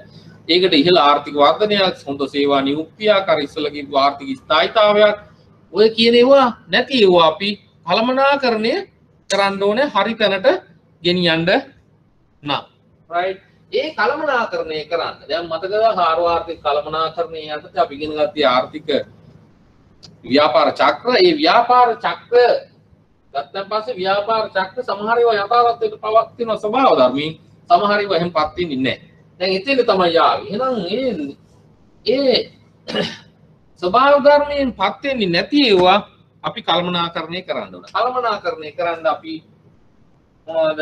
ඉල්ලුම් පාලන ප්‍රතිපත්ති. ඉල්ලුම් පාලන සාර්වත්‍රික කළමනාකරණ ප්‍රතිපත්ති. අනිත් එක තමයි අනිකුත් ප්‍රතිපත්ති. එහෙනම් මෙන්න මේ ප්‍රතිපත්ති දෙක ඒ කියන්නේ හොඳින් කියනවා ගහලා කියනවා. ඒ වගේ තමයි. මේක නම් හොඳ වැඩේ කරනකොට නරක වැඩ කරනකොට ඉස්සෙල්ලා බලනවා හොඳින් කියලා. වරෙන් ගෙදර බෑ. එහෙම නැත්නම් අපි ගහලා කරන්න ඕනේ. එහෙනම් ඉල්ලුම් කළමනාකරණ ප්‍රතිපත්ති වලට තියෙනවා මූල්‍ය ප්‍රතිපත්තිය, රාජ්‍ය මූල්‍ය ප්‍රතිපත්තිය. එහෙම නැත්නම් ෆිස්කල් ප්‍රතිපත්තිය. එහෙම නැත්නම් අයවැය ප්‍රතිපත්තිය ඔය කිව්වා කියන්නේ. හරිද? එනත් ඒවට එන්නේ කාර්මික ප්‍රතිපත්තිය, කෘෂි කාර්මික, කෘෂි කාර්මික ඔය වගේ ප්‍රතිපත්ති වෙනවා අනිකුත් ප්‍රතිපත්ති. මේක කළමනාකරණය කරන්න ගන්න මේ ඉල්ලුම් පාලන ප්‍රතිපත්ති වල අපි කතා කරා රාජ්‍ය මූල්‍ය ප්‍රතිපත්තිය, රාජ්‍ය මූල්‍ය ප්‍රතිපත්ති කියලා කොටස් දෙකක්. එතකොට මූල්‍ය ප්‍රතිපත්තිය ක්‍රියාත්මක කරන්නේ ශ්‍රී ලංකා මහ බැංකුව. ඒකෙදී මිල ස්ථායීතාවය සහ මූල්‍ය ක්‍රමයේ ස්ථායීතාවය ආරක්ෂා කර ගැනීමට කටයුතු කරනවා. ඒවා විස්තර නම් කතා කරන්න වෙලා නැහැ පුතේ. රාජ්‍ය මූල්‍ය ප්‍රතිපත්තිය මුදල් අමාත්‍යාංශය විසින් මෙහෙයවනවා. ඒකෙදී බදු අය කිරීම, සානාධාර දීම, බදු කපා හැරීම, බදු සහන කාලවල් දීම ඔය ආදී වශයෙන් විස්තර ප්‍රතිපත්තිය ක්‍රියාත්මක කරන කුෂිකාර්ම ප්‍රතිපත්තිය, කාර්මික ප්‍රතිපත්ති තියෙනවා නම් ඒ රට එහෙම ක්‍රියාත්මක කරනවා. මොකක්ද? එන්න මේ ස්වභාව ධර්මයෙන් යථාර්ථයට පත් වෙන්නේ නැති ආර්ථිකයන් යථා තත්ත්වයට ගැනීම සඳහා මෙන්න මේ ප්‍රතිපත්ති අපි අනුගමනය කරනවා. right? එතනකන් හරි නේද? right. එහෙනම් මේ ඔන්න ඒ කළමනාකරණය කරන්න අපි ඔය ප්‍රතිපත්ති ටික අනුගමනය ඒ ප්‍රතිපත්ති ගැන පොඩ්ඩක් කියව ගන්න වෙනවා. ඔයාලට තමයි මේකේ වැඩි ඩියුටියක් තියෙන්නේ. හරිද? ඊට පස්සේ දැන් මේ ආර්ථිකයේ ගමන් මඟ ඔය කියපු විදිහට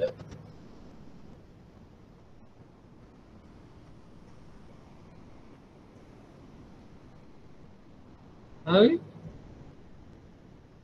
දැන් මේ ව්‍යාපාර චක්‍රයේ විදිහට අපි ගත්තොත් ඔහොම යනකොට අපිට ඔයාලා මෙතන ඉන්නවා මේ ඉන්නේ ඔයාලා කවුද ප්‍රතිපත්ති සම්පාදකයන් හැටියට ඔයාලා ඉන්නවා මෙතන. දැන් මේ සමහර ආර්ථික මෙන්න මේ පැත්තට යන්නේ ගොඩක් වෙලාවට. හරිද? ඒ කියන්නේ මෙහෙම ගමන් කරන්නේ. අපි හිතුවේ මෙහෙමයි කියලා හැබැයි යන්නේ මෙන්න මෙහෙම. කොහොම යන්නේ? මොකද ඒ කියලා කියන්නේ අපි හිතුවට වඩා පල්ලෙහෙන් යන්නේ. ඒ කියලා කියන්නේ සංකෝචනීය වෙවි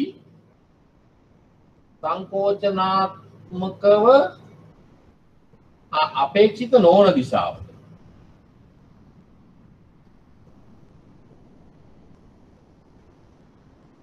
මේ රතු වෙමින් යනවා වගේ. අපි අපේක්ෂා කරේ මෙහෙයයි කියලා හැබැයි යන්නෙම මෙහෙ.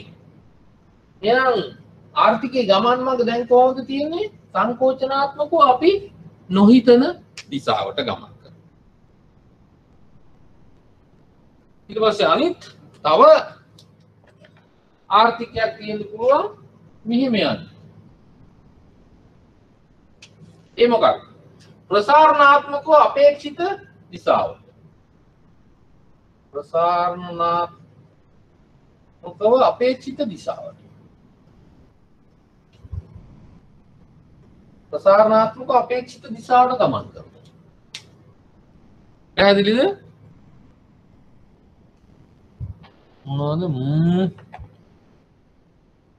මොනවද කියන්නේ මුංගගා? එතන නෑ පැහැදිලි පුතේ. කියන්නේ දැන් ආපු කෙනෙක්ද මන් දන්නේ කියන්නේ. හරි. ඒක පැහැදිලිද? අපි හිතනවට වඩා එකක් ආර්ථිකය සංකෝචනය වෙවි පල්ලෙහාට යන්න පුළුවන්. තව එකක් වර්ධනය වෙවි උඩට යන්න පුළුවන්. දැන් ඔයාලා ප්‍රතිපත්ති සම්පාදකයෙක් තමයි මේ මැද ඉන්නේ ප්‍රතිපත්ති සම්පාදකයෙක් කියන්නේ. ඔයාලා මොකක් හරි ගැටලුවක් ආවේ නැද්ද දැන්? යකෝ මේ යන්න ඕනේ කියලා පුරෝකතනය කිව්වේ මේ කළු ඉර. උන් දැන් කියනවා රතු ඉර වගේ පල්ලෙහෙන් යනවලු නිල්ල වගේ උඩහින් යනවලු කියලා. මොකද්ද ගැටලුව වෙන්නේ? කොහොමද අපි කියන්නේ මේ උඩින්ද යන්නේ මේක පල්ලෙහෙන් යන්නේ කියලා? අපි මේ හිතපු කළු රේඛාවට වඩා ඒක පුරෝකතනයක් නේ. ඒක පහුගිය කාල ශ්‍රේණි දත්ත පදනම් කරගෙන අපි පුරෝකතනයක් කරන්නේ. ඒ පුරෝකතනයට ඉහළින්ද පහළින්ද යන්නේ කියලා කොහොමද කියන්නේ? ගැටලුවක් නෙමෙයි. ඔයාලා ප්‍රතිපත්තිය දැන් සම්පාදනය කරන්න මේක උඩින් පල්ලින් යනවා කියලා කොහොමද කියන්නේ? ඒකට අපි ගණනය කිරීම මොනවා හරි කරන්න ඕනේ. නේද? අන්න ඒ ගණනය කිරීම තමයි අපි දැන් කරන්න යන්නේ. මොනවද ඒවට කරන්න ඕන ගණනය කිරීම? අපි එක ප්‍රධාන එකක් තමයි ජාතික ආදායම. එහෙම නැත්නම් අපි කියනවා ජාතික නිෂ්පාදිතය. එහෙම නැත්නම් ජාතික වියදම.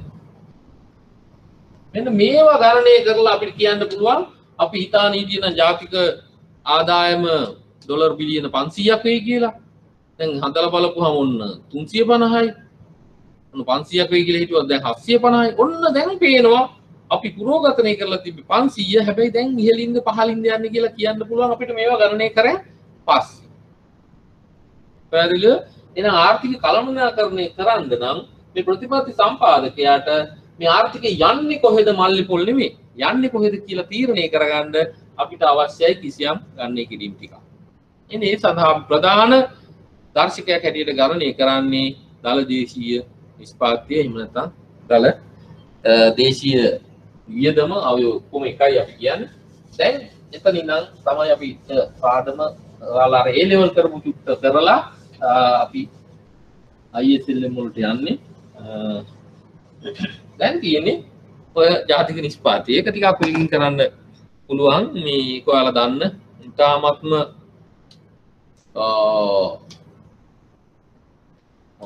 ඔයාලා කැමති කරන විෂයක් තමයි සාර්වත්‍රික විද්‍යාවේ පළවෙනි පාඩම ඇතියට මම හිතන්නේ. තියෙන්නේ ජාතික ආදායම. මම ටිකක් මේ හොඳටම ටිකක් වේගින් කරනවා මේ ඔයාලගේ ඊළඟ පාඩම් ටික වැදගත් වෙන ඉන්න ගොඩාක්ම වේගින් නේද? right? මේ ගැන කතා කරනකොට ආර්ථිකයේ ප්‍රධාන ක්‍රියාකාරී අංශ තුනක් තියෙනවා. ආර්ථිකයක් ගත්තාම දැන් අර පාඩමෙන් අපි ওই පසුබිම හදාගත්තා. මේ පසුබිම ඉඳන් දැන් මේ ජාතික නිෂ්පාදනය ගැන කතා කරන්න යන්නේ. ප්‍රධාන ආර්ථිකයක් ගත්තාම ප්‍රධාන ක්‍රියාවලීන් තුනක් තියෙනවා. මොනවාද ප්‍රධාන ක්‍රියාකාරී අංශ? නිෂ්පාදන. ඊට පස්සේ බෙදා හැරීම. ඊට පස්සේ පරිභෝජනය. මේ අංශ තුන තමයි ඕනෑම ආර්ථිකයක් ගත්තාම ප්‍රධානම ආර්ථිකයේ ක්‍රියාකාරී අංශ තුන. මේ අංශ තුනෙන් වඩා වැදගත් වෙන්නේ මොන අංශයද? එකද දෙකද තුනද? වඩා වැදගත් වෙන්නේ මොන අංශයද? එකද දෙකද තුනද කියන බා. නිෂ්පාදන අංශය, බෙදා හැරීම අංශය, පරිභෝජන අංශය.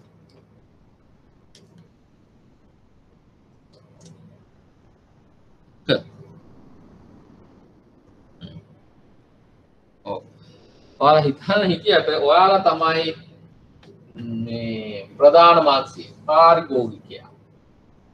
පරිභෝජනය කරන්නා පාරිභෝගිකයා. පැහැදිලිද? එයා තමයි මේ ආර්ථිකයේ ක්‍රියාකාරීන් හැටියට ගත්තාම ප්‍රධානම දායකයා වෙන්නේ. ඒ කියන්නේ ඔයාලා. පාරිභෝගික ස්වාධිපත්‍යයක් ගැන තමයි අපි කතා කරන්නේ. නේද? පාරිභෝගිකයා තමයි කස්ටමර්ස් කින්. පාරිභෝගිකයා තමයි රජු.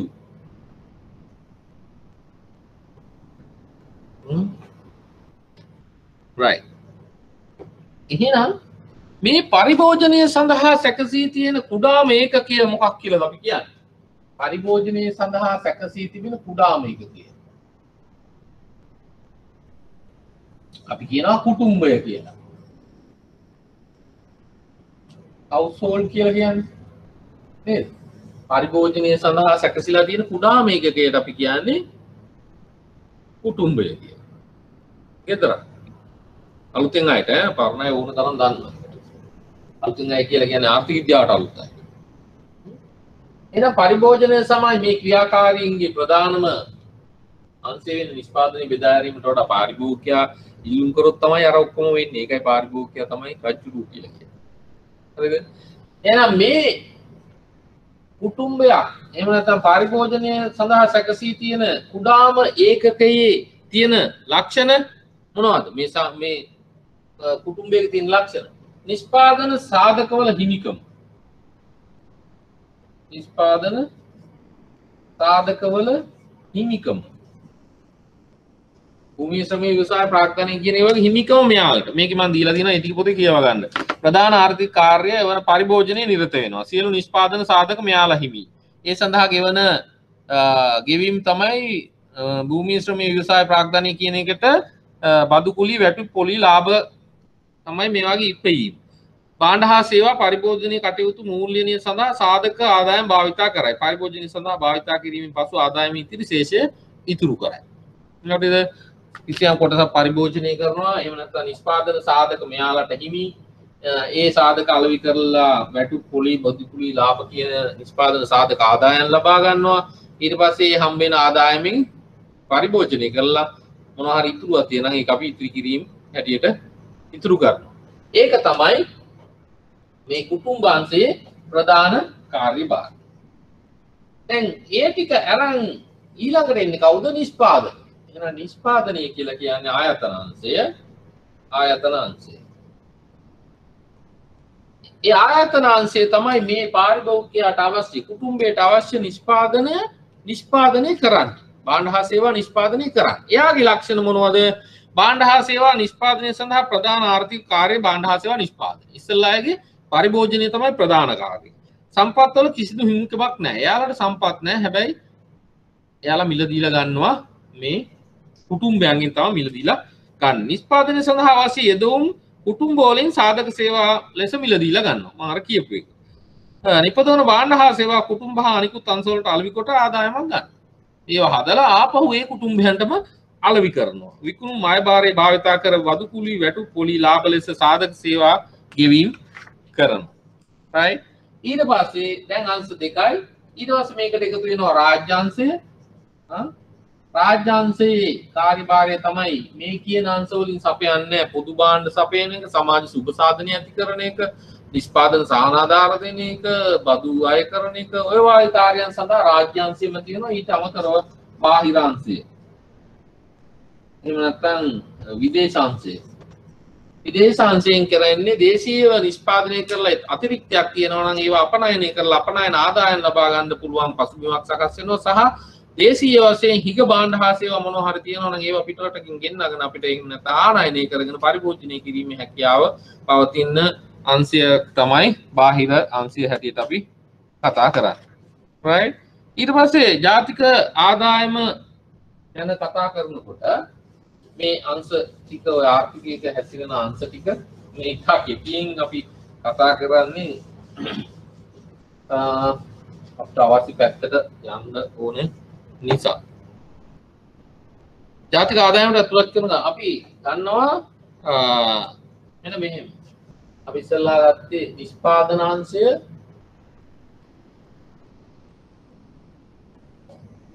කුටුම්බ,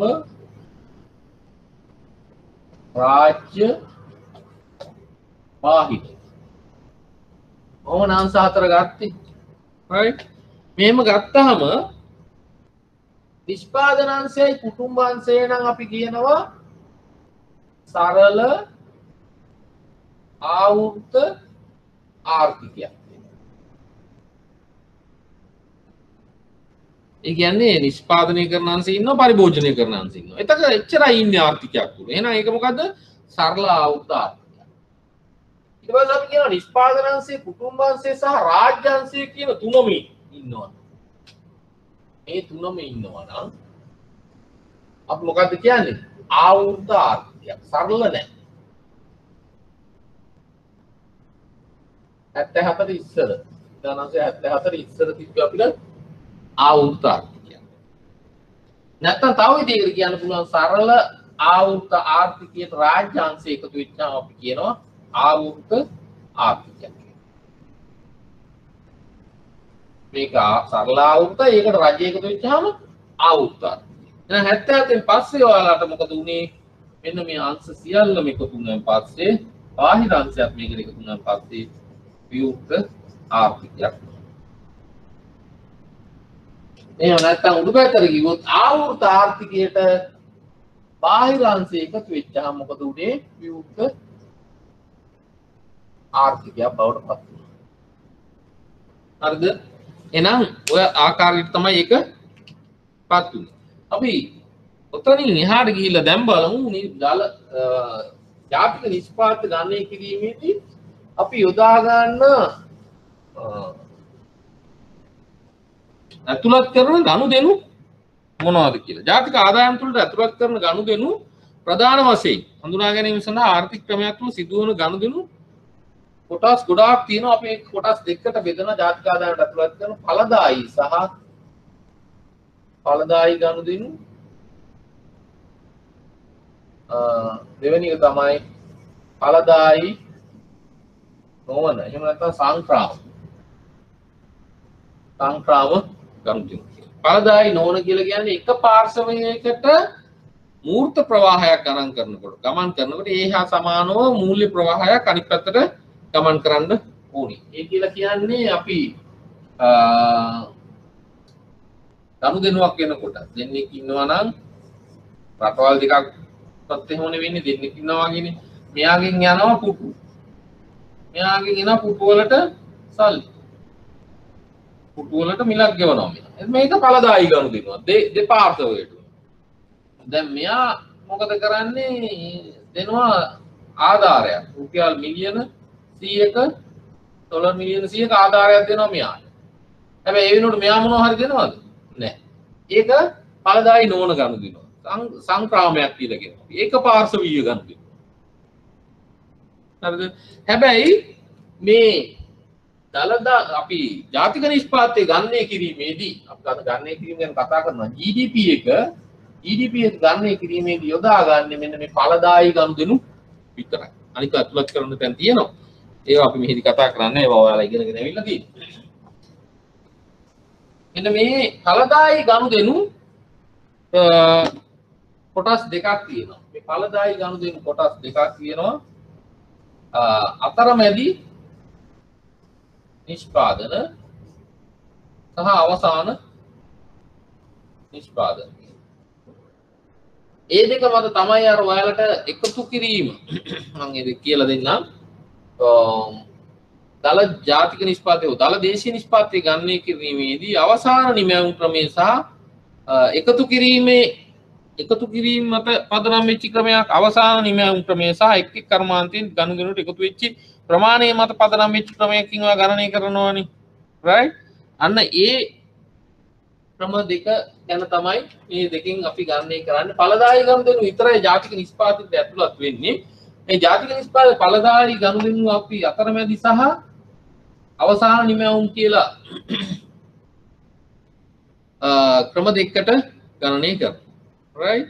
අපි ජාතික නිෂ්පාදනය ගණනය කරන ආකාරය බලමු. මම මේක ආයෙ කියලා දෙන්නම් මේ දෙකෙන් වෙනස්කම මොකක්ද කියලා. ඇයි එහෙම දෙකක් ගණනය කරන්න හේතු කියන එක අපි ඉදිරියට ආයෙ කතා කරනවා. හරිද? දල දේශීය නිෂ්පාදනය එහෙම නැත්නම් දල ජාතික නිෂ්පාදනය ගණනය කරන්නේ කොහොමද කියලා දැන් අපි කෙටියෙන් බලමු. හරිද? දල දැන් මොකක්ද කියලා බලයි මේ දල දේශීය නිෂ්පාදිතය gross domestic product GDP gross කියලා කියන්නේ සුද්ධ නෙමෙයි කියන එක. හරි? ඒක තමයි පස්සේ කතා කරමු. දැන් දල දේශීය නිෂ්පාදනය කියලා කියන්නේ මොකද්ද? දැන් තමයි අපි ඒකට මොකක්ද දාලා දේශීය නිෂ්පාදනය කියලා කියන්නේ.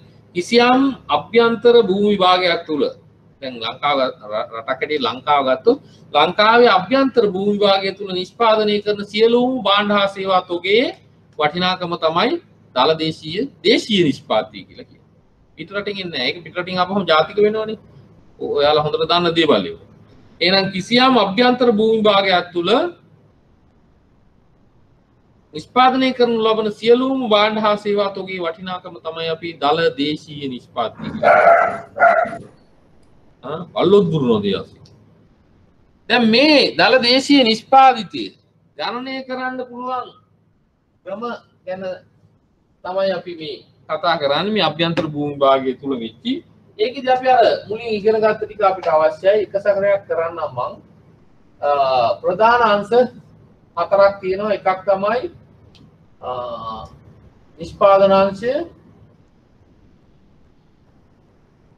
නිෂ්පාදනාංශය අනිත් එක තමයි කුටුම්බාංශය household කියන එක. මේ අංශ දෙක තමයි ඉස්සල්ලාම අපි ගන්න. අනේ අපි අනිත් දෙකත් ඇතුළත් කරමු තව චුට්ටකින්. දැන් ගණනය කරනකොට බලන්නු ජාතික නිෂ්පාදනය ගණනය කරන ක්‍රම තුනක් ඔයාලා ගන්නවා. දේශීය නිෂ්පාදනය කරන භාණ්ඩ හා සේවා තොගේ ගණනය කරන ක්‍රම තුනක්. එක තමයි නිෂ්පාදන ක්‍රමය, දෙක තමයි ආදායම් ක්‍රමය, නියමව කතා කරන්නේ නැහැ. තුන තමයි වියදම් ක්‍රමය. ඒවා මම කතා කරන්න යන්නේ ඒවා නිකන් මම කිව්වේ. අර නොදන්න කීප දෙනෙක් ඉන්නේ හින්දා. දැන් බලමු කොහොමද ඒවා වෙන්නේ කියන එක. දැන් අපි මේ කරන්නේ ඒ ලෙවල් ටික. ඒක මම ටික වේගෙන් කරන්න පුතේ. ඔයාලට වෙනම කොටසක් තියෙනවනේ නොකරපු කොටසක් කරන්න. හරි. දැන් කුටුම්බාංශයේ ඉන්න කට්ටියගෙන් යනවා නිෂ්පාදන අංශයට භාණ්ඩ හා සේවා ප්‍රවාහය. මොනවාද? නිෂ්පාදන සාධක. එහෙම නැත්නම් භූමිය, ශ්‍රමය, ව්‍යවසාය, ප්‍රාග්ධනය කියලා ප්‍රවාහයක් යනවා. මේකට අපි කියනවා මූර්ත ප්‍රවාහයක් කියලා. මූර්ත ප්‍රවාහයක්. රවුම් කළොත් යටි පක මූර්ත ප්‍රවාහයක්. ඒයි භාණ්ඩ හා සේවා යන්නේ සල්ලි නෙමෙයි. මොනවද යන්නේ? භූමිය, ශ්‍රමය, ව්‍යවසාය, ප්‍රාග්ධනය.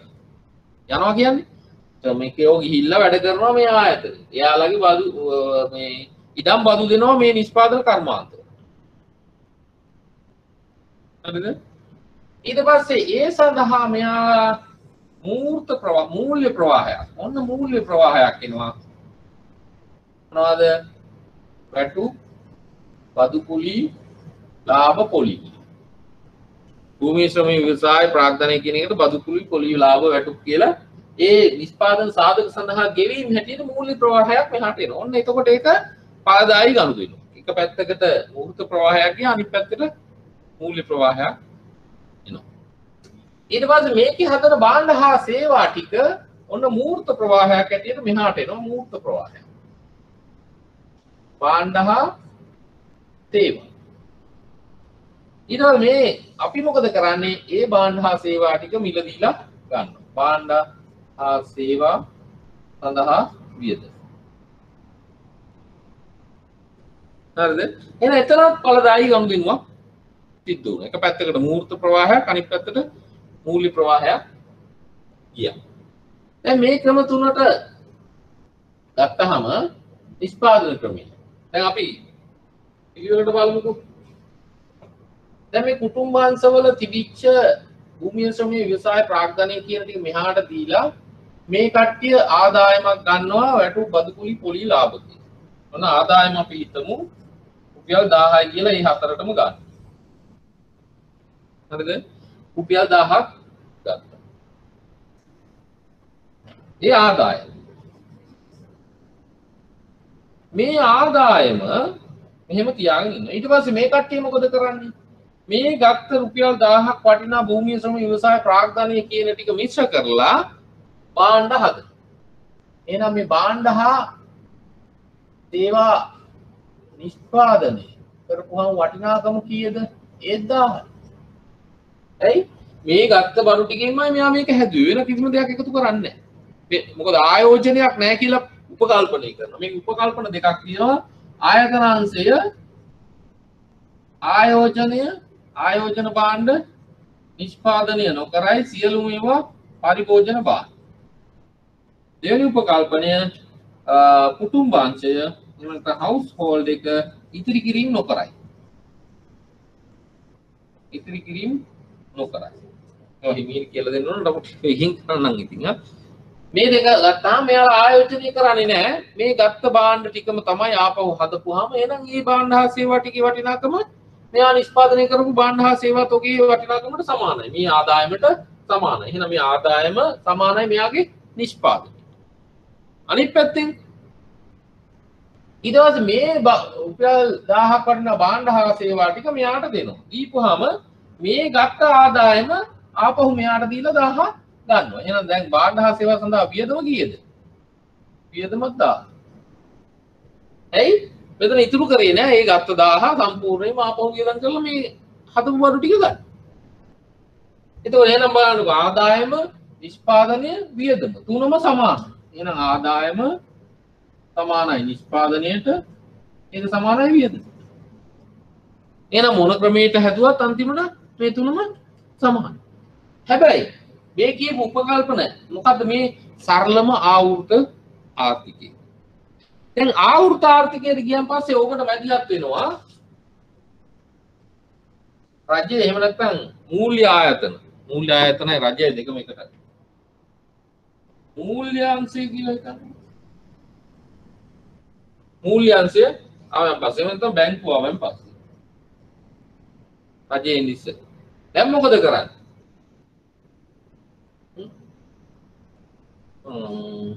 නකමනවතන කිව්වා. දැන් උන් බලන්න. දැන් තියෙන්නේ කොහමද?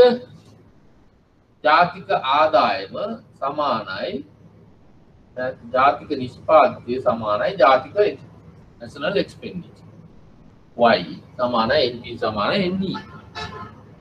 දැන් එක දෙක අකුරු ගානේ දැන් ඔය එන්න යන්නේ වෙන පැත්තකට. තේරෙනව නේද? හරි. එහෙමනම් දැන් මේ කුටුම්බාංශයේ ඉඳලා ආයතන අංශයට භූමිය ශ්‍රම ව්‍යවසාය ප්‍රාග්ධනය කියන ටික දීලා ගත්ත මේ ආදායමෙන් මෙයාලා 900ක් වියදම් කරනවා. දැන් මෙතන වියදම් කරන්නේ 900. දැන් වියදම 900. කීයක් ඉතුරු කරනවද? ඉතුරු කරනවා 100ක්. එහෙනම් දැන් මේ ගත්ත ආදායම 1000 වෙන්න නම් මොනවද එකතු වෙන්න ඕන නැති? වියදමයි ඉතුරු. ඔන්න ඒ දෙක ඉතුරු වෙච්චාම ආයෙත් ආදායමට සමාන. එහෙනම් ආදායමට සමාන වෙන්න නම් මොනවද එන්න ඕනේ? S දැන් එච්චර වුණා දැන් හරි. ඉතුරු කිරීම ඉතුරු කරපු ප්‍රමාණයයි වියදමයි එකතු වෙන්නේ. හැබැයි මේ බැංකුවේ ඉතුරු කරපු 100 මොකද කරන්නේ? නිෂ්පාදනාංශයේ ගිහිල්ලා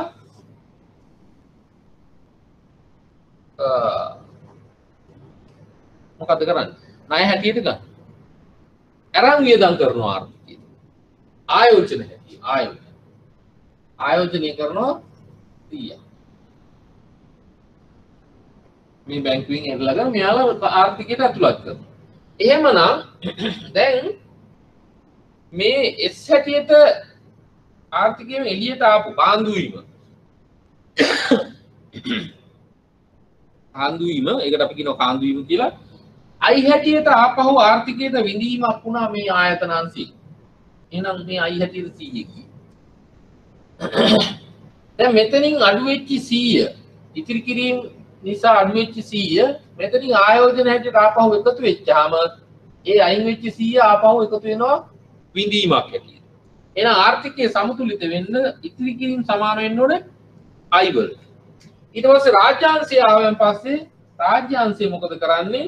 මේ රුපියල් 1000ක ආදායමක් තියෙන පුද්ගලයාට මේ 1000න් ඉස්සෙල්ලා ගහනවා 1000ක් බදු. ඔන්න එතකොට යාගේ 900යි ඉතුරු. දැන් 900න් 100ක් ඉතුරු කරනවා. මේ දැන් එතකොට එහෙනම් මේ රුපියල් 1000න් කාන්දුයින් දෙවර්ගයයි මොනවද? බදු අඩු වෙනවා. ආය ඉතිරි කිරීම අඩු වෙනවා 200ක්. හරිද? දැන් මේ බදු වශයෙන් අය කරපු 100න් ටැක්ස් වශයෙන් අඩු කරපු 100 රජය මොකද කරන්නේ? ආපහු මේ ආර්ථිකයට රජයේ වියදම් G හැටියට 100 රජයේ වියදම් කරලා ආයෝජන භාණ්ඩ මිලදීලා ගන්න. ඒකට සමස්ත ඉල්ලුම ආපහු වැඩි වෙනවා. ඊට පස්සේ ඉතිරි කිරීම ආයෝජන හැටියට මේ මූල්‍ය ආර්ථිකයට ඇතුළත් වෙනවා. එතකොට එහෙමනම් කාන්දු වීම වර්ග විඳීම් වර්ග දෙකයි මොනවද?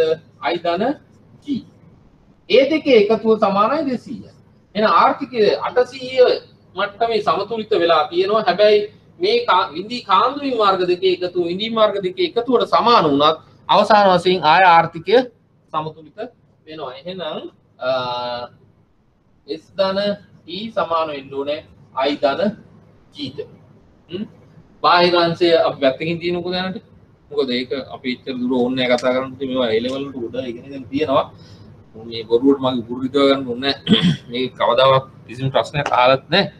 නමුත් අර පොඩි දැනුමක් තියෙන්න ඕනේ නිසා. අවසාන වශයෙන් ඔයාලා දැනුවත් වෙන්න ඕනේ නැත්තේ ආදායම් ක්‍රමයේ නිෂ්පාදන ක්‍රමයේ සහ වියදම් ක්‍රමයේ කියන මේ තුනම එකිනෙකට සමානයි කියන එක. පුරත් වෙනවා.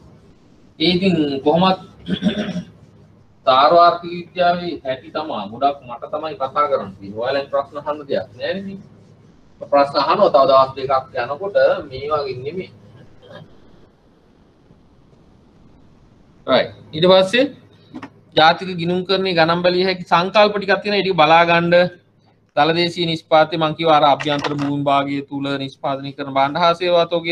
ඒතකොට දලදේශීය නිමැවුම ආංශික සංයුතිය ඔයාලා අර කොටස් 13කට ඉගෙන ගත්තී. කුෂිකාර්මිකාංශය, කුෂිකාර්මිය, දැව, වනජීවී හා පතා කර්මාන්තය, නිමැවුම් කර්මාන්තය, කැණීම් කටයුතු, විදුලිය, ජලය, ප්‍රවාහනය, තොග සිල්වර වෙළඳාම, බැංකු රක්ෂණ හා නිශ්චල දේපල, නිවාස අයිතිය, රාජ්‍ය පරිපාලන ආරක්ෂක කටයුතු, වෙනත් සේවා, දලදේශීය නිෂ්පාදනය. කොහොම අයිතම 13ක් යටතේ මම ඩියුටි එක දීලා ඇති නොකරපු අය එක්ස්ට්‍රා බලාගන්න. ඒ ටික එකතු කරලා තමයි අපි දලදේශීය නිෂ්පාදනය ගණනය කරන්නේ. මේ දලදේශීය නිෂ්පාදනයේ ආංශික සංයුතිය කියලා කියන්නේ මුළු දලදේශීය නිෂ්පාදනයෙන් කෘෂිකාර්මිකාංශයට කොච්චරද?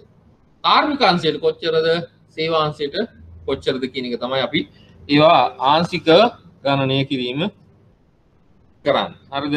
ඊට පස්සේ සාධක පිරිවැය මිලට දලදේශීය නිෂ්පාදනය සහ සාධක පවත්නා සාධක මිලට දලදේශීය නිෂ්පාදනය. ඒ කියලා කියන්නේ මොකද්ද? දලදේශීය නිෂ්පාදනය කියලා කියන්නේ රටක අභ්‍යන්තර භූමි භාගය තුල නිෂ්පාදනය කරන ලබන සියලුම භාණ්ඩ හා සේවාවල වටිනාකම. මේක වේගෙන් මේ කරන්න ගොඩ තව ඔයා ඉගෙන ගන්න තියෙනවා නොකරපු අය. ඒ කොහොමද ගණනය කරන්නේ? ගණනය කරන්න ඕනේ නැහැ. නිකන් සංකල්පේ පොඩ්ඩක් දැනගන්න. ඒ ගණනය කරන්න තමයි අපි අර ආයතම 13ක් ගුණේ ඒ 13ට එන අගයන් ටික එකතු කරලා තමයි දල වශයෙන් එක ගණනය කරගන්නේ. ඒ ගණනය කරන් පස්සේ ඒක ගණනය කරන්නේ අපි හිතමුකෝ අද වර්තමානයේ පවත්නා මිලට. ඒ කියලා කියන්නේ කුෂිකාර්ම පතල් හා දැව. හරිද? රක්ෂණ සේවා. ඔය ආදි වශයෙන් එන ටික මෙන්න මෙතන එන ඉලක්කම් ටික එන්නේ අද පවත්නා මිල. මේක අපි කියනවා අද පවත්නා මිලට ගණනය කරනවා නම් වර්තන මිලට ගණනය කරනවා. හැබැයි මේ අද පවත්නා මිලට ගණනය කරන එකයි ඊට පස්සේ අපි කියනවා ස්ථාවර මිලට ගණනය කරනවා. ස්ථාවර මිලට. එතකොට අපි හිතනවා 2015 සමානයි 100යි කියලා. මේවා දන්නවා ඇති ඔයාලා මිල දර්ශක ගණනය කරනකොට බර තියලා ගණනය කරනවා. ඒ කියන්නේ පහුගිය අවුරුද්දක මිලට සාපේක්ෂව තමයි අද මේ භාණ්ඩ හා සේවා තෝගයේ මිල ගණනය කරන්නේ. උදාහරණයක් හැටියට ගත්තොත් අපි හිතමු x y z කියලා භාණ්ඩ තුනක් තියෙනවා. මේකේ ප්‍රමාණයන් අද ගත්තොත් අද නිෂ්පාදනයේ තියෙනවා මුළු රටේම මෙතන 100යි මෙතන 100යි මෙතන 100යි. අද මිල ගත්තොත් මේක අපි හිතමු 50යි මේකත් 50යි මේක 60යි කියලා මේක 40යි කියලා හිතමුකෝ. දැන් ගත්තොත් කීයද? 500යි 5000යි. මෙතන 40යි මම ගත්තේ. එතකොට 4000යි. මෙතන 6000යි. එතකොට 15000යි. මේ ආර්ථිකයේ නිෂ්පාදනයේ වටිනාකම අද ගත්තොත් රුපියල් 15000. අද මිලට මේ අද මිල වගේ. ඒ නිෂ්පාදනය අද කියන්නේ මේ නිෂ්පාදන ප්‍රමාණය. දැන් එන මේක අපි ගණනය කරනවා 2010 විතර දිවිච්ච මිලට. එතකොට 2010 අපි තිබ්බා කියලා හිතමු මේක 40යි මේක 30යි මේක 50යි. right? එතකොට මෙතන 4000යි 3000යි 5000යි. එතකොට දැන් කියේ 12000. හරිද? මේ 2005 10 මිලට ගණනය කරොත් රුපියල් 12000යි. අද 2021 මිලට ගණනය කරොත් 15000යි. ඇත්තටම මේ ආර්ථිකයේ නිෂ්පාදනයේ වර්ධනයක් සිද්ධ වෙලාද? නිෂ්පාදනයේ වර්ධනයක් සිද්ධ වෙලාද නැද්ද? ඔව්ද නැද්ද? නිෂ්පාදනයේ වර්ධනය වෙලාද නැද්ද කියන්නේ? මෙතන 15000යි අද මේ 2010 12000යි. නිෂ්පාදනයේ වර්ධනය වෙලාද නැද්ද? එහෙම එකක්වත් අහන්න නැත්නම් නිදාටනේ. නිදිද මන්ද අද මුකුත් අහන්න ඒ චාර්වාර්ථික විද්‍යාව එහෙම තමයි පුතේ අහන්න ගියොත් වෙලා යන හින්දා නිෂ්පාදනයේ වර්ධනය වෙලාද නැද්ද කියන්නේ?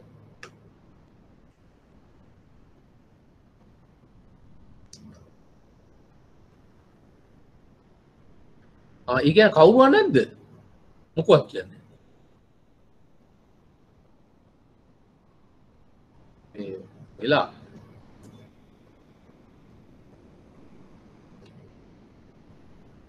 එක්කෙනෙක් යාන්තම් නිකන් හැරලා ඉන්නවා වගේ. හොඳයි හොඳයි. බාගෙට ලියන්න යන්නේ නේද? නෑ. වෙලා නෑ. ඔව් වෙලා නෑ. ඇයි ඒ පුතේ? මේ නිෂ්පාදන ක්වොන්ටිටි එක බලන්න උදා 100ම.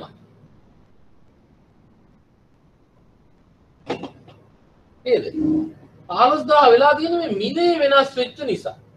මොකද උනේ 40 50 වුණා, 30 40 වුණා. 50ට වුණා.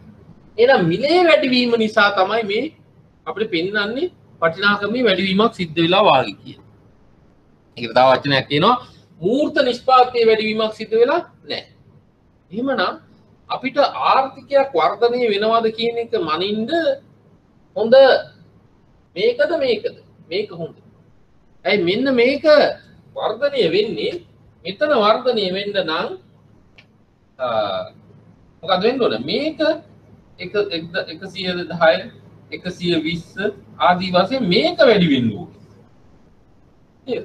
ඒක වැඩි වුණොත් විතරයි මේ අගේ වැඩි වෙන්නේ. ඇයි මේක ස්ථාවරයි. අන්න එහෙම පසුගිය අවුරුද්දක ස්ථාවර මිලක් යටතේ අද නිෂ්පාදනය ගණනය කරන් පස්සේ වර්ධනයක් පෙන්වනවා නම් ඒකෙන් අපිට පෙන්වන්නේ මූර්ත වර්ධනයක්. මිලේ ඇතිවෙච්ච වෙනස් වීම අපි අයින් කරලා තියෙනවා. ඒකෝර මේ පහුගිය අවුරුද්දක මිලට අද නිෂ්පාදනය කරපු ප්‍රමාණය ගණනය කරන එක තමයි අපි කියන්නේ ස්ථාවර මිලට දල දේශීය නිෂ්පාදනය ගණනය කරනවා කියලා. අද නිෂ්පාදන ප්‍රමාණය අදම මිලෙන්ම ගණනය කරනකොට අපි කියන්නේ වර්තන මිලට දල දේශීය නිෂ්පාදනය ගණනය කරනවා කියලා. එහෙනම් මේ ස්ථාවර මිලට දල දේශීය නිෂ්පාදනය ගණනය කිරීමෙන් තමයි අපිට කියන්න පුළුවන් මේ ආර්ථිකයේ වර්ධනය වෙලා තියෙනවද නැද්ද කියන එක. ඒක මම යන්තම් ඔය කිව්වේ මේකේ ගොඩක් තියෙනවා සාධක මිල පිරිවැය මිල ඔක්කොම බලා ගන්න. ඊට පස්සේ මේ දල දේශීය නිෂ්පාදිතයට එකතු කරනවා අපි විදේශීය ශුද්ධ සාධක ආදාය. ඒ කියන්නේ ලංකාවෙන් පිටරටවල පවත්නා වූ සාධක සඳහා කරන ගෙවීම් සාධක වලට ලැබීම් වලින් අඩු කරනවා සාධක ගෙවීම්. එතකොට එනවා විදේශීය ශුද්ධ සාධක ආදාය. මේ කියලා කියන්නේ පිටරටක භූමියක් අපි තානාපති කාර්යාලය පවත්වාගෙන යන පිටරටක භූමියක් කරන් තියෙනවනේ ඒකට බදු ගෙවන්න ඕනේ. එතකොට සාධක සඳහා පිටරටට ගෙවීම. පිටරටක වෙන රටක් මෙහි තානාපති කාර්යාලයක් පවත්වාගෙන යන ඉඩමක් කරන් තියෙනවනේ ඒකට අපි එයාලගෙන් බද්දක් ගන්නවා. එතකොට අපිට ලැබීම.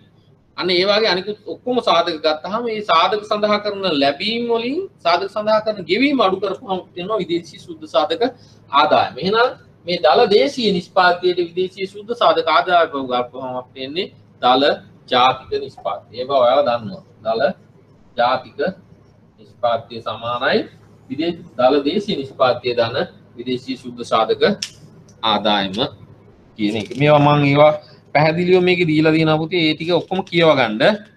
හරි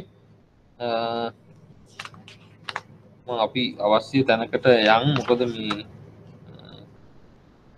සීමාවන් ඔක්කොම ටික ඔයාලා කියවගන්න. ඊට පස්සේ තමයි අපි හරි තැනට ගිහිල්ලා ස්ටාර්ට් එකක් ගන්න යන්නේ. ජාතික ආදායම් සමීකරණය සහ ආර්ථික අංශ අසමතුලිතතාවය. ඉතින් යනකම් ඔයාලා කියව ගන්න. හරි. ඔයාලට කිසි පාඩුවක් වෙන්නේ නැහැ විභාගෙට. දැනුමට මොකක් කියව ගන්න මේ අපි දැන් ඇත්තටම ගාව තියෙන ශරීර රත් තුනයි කියනවා කියන්නේ. හරි.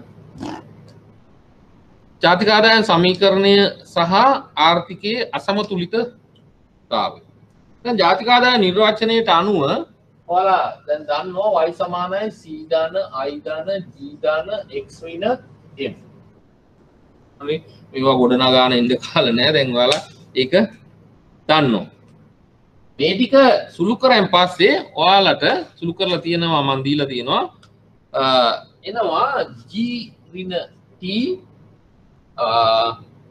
s ඍණ i x ඍණ m. මේක සුළු කරන හැටි මම කියලා දීලා තියෙනවා. මම සුළු කරන්න යන්නේ ඒවා අවශ්‍ය නැහැ මෙතන. දැන් මේ කියන්නේ මොකද්ද? E කියන්නේ රජයේ ආදායම, T කියන්නේ බදු. රජයේ වියදම මේ බදු. ඉතිරි කිරීම ආයෝජන, අපනයන ආනයන. ඔයාලට කියන්න පුළුවන් මේ ඉවෙන් කියවෙන්නේ මොකක්ද කියලා. සමතුලිතය ගැන කතා කරන්න ඉස්සෙල්ලා අපි ඒක චුට්ටක් ඉගෙන යන්න. මොනවද කියන්න පුළුවන්? මේ තියෙන්නේ අයවැය ඉගය හෝ අතිරික්තය. මේ තියෙන්නේ මොකද්ද? ඒ තියෙන්නේ මොකද්ද? පෞද්ගලික අංශයේ ගලික අංශයේ ඉතුරුම් ආයෝජන පරතරය. ඒ කියන්නේ ඉතුරුම් වලට වඩා ආයෝජන වැඩිද ආයෝජනට වඩා ඉතුරුම් වැඩිද කියන එක. ඊට පස්සේ මොකද්ද? ආනයන අපනයන පරතරය. ආනයන අපනයන පරතරය. එහෙම නැත්නම් ජංගම ගිණුමේ ශේෂ නිමේ අතරම මෙතන වෙළඳ ගිණුමේ ශේෂය. ඔයාලා දන්නව නේද ගෙවුම් ශේෂය ගැන? ඈ? ඔව් මේක අර එක තමයි අර ආයේ මැදි කියන්න තියෙන ආර්ථික විද්‍යාව කරපු අයට මේක ඔප්ෂනල් සබ්ජෙක්ට් එකක් නේ. මම ඔය අදගෙනම යන්න හදන්නේ නොකරපු අයත් කොහොම අමාරුවෙන් මේ ඇත්තටම ඒ කෙරෙක්ටි නැති කොට ඒ කියන්නේ ආර්ථික විද්‍යාව කරලා තියෙනවා කියලා හිතාගෙන යනවා අපි මේ මොකවත්ම කරන්න ඕනේ නැහැ ඇත්තටම. මෙහෙදි කරන්න ඕන ටික විතරයි කරන්නේ. එහෙම කරා නම් ඇත්තටම මේ දින ගානක් ඇති. නමුත් මම අර හැම වෙලේම try කරන්නේ නොකරපු අය කොහින් හරි චුට්ටක් හරි අල්ලගෙන යයි කියන අදහසින් තමයි ඔය ටැලි කරන්නේ. එතකොට ඔයාලා ප්‍රතිපත්ති සම්පාදකයෙක් හැටියට කටයුතු කරන්න යෙදුනොත් මේ ආර්ථිකයේ හැම වෙලාවෙම අයවැය හිගයක් පෞද්ගලික ආයෝජන පරතරයක් ආනයන අපනයන පරතරයක් තියෙනවා නම් අයවැය හිගයක් තියෙනවා නම් නිකන් ඔයාලා මේක ගෙදරදී හිතලා බලන්න. ආර්ථිකයේ අයවැය හිගයක් තියෙනවා නම් හරිද? මේ අයවැය හිගය තියෙන වෙලාවේදී මේ අනිකුත් අංශ දෙකේ හිගයන් පවතින නැති විදිහට තමයි අපි කටයුතු කරන්නේ.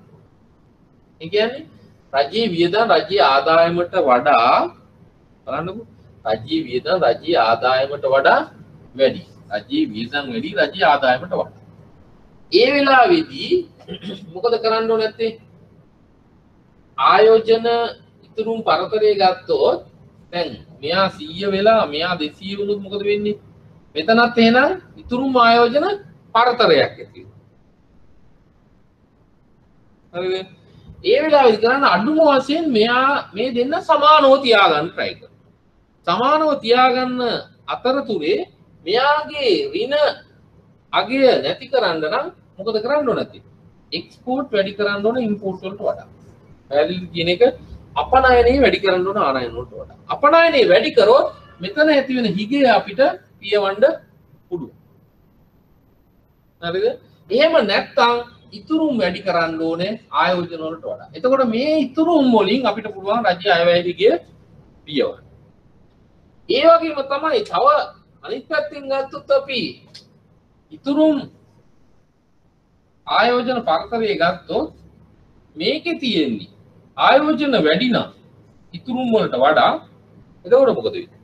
එහෙනම් මෙතෙන්දී අපි මොකද කරන්නේ? රජයේ වියදම් අඩු කරලා බදු වැඩි කරලා මෙතනින් ඇති වෙන හිගය බේරන්න GT ට සමානවත් කරන්න ඕන. ඒ කරන අතරතුරේ මෙයා වැඩි කරගන්න ඕන. අපනයනය වැඩි කරගන්න ඕන ආනයනය අභිභවා. එතනින් ඉතුරු වෙන ඩොලර් ටිකෙන් අපිට පුළුවන් මෙතන ආයෝජන වැඩි වෙලා තියෙන්නේ නිසා මේ ඉතුරුම් වැඩි කරගන්න පුළුවන්. දල වශයෙන් කෙටියෙන් කියන්න ඕන නැති මේ එක විචල්්‍යයක් එක අයවැය හිගිය ඔය අතිරික්ත පෞද්ගලික අංශ ඉතුරුම් ආයෝජන පරතරය ආනයන අපනයන පරතරය ඉගෙනීම ගත්තාම මේ එකාංශයක් ඉගයක් පෙන්නනවා නම් අනිත් අංශ දෙකෙන්ම හෝ අඩුම වශයෙන් එකකින්වත් ධනාගයක් පවත්වා ගනිමින් මේ හිගය පෙන්වන අංශයේ හිගය ආවරණය කරගන්න ප්‍රතිපත්තිය සකස් කරන්න ඕනේ.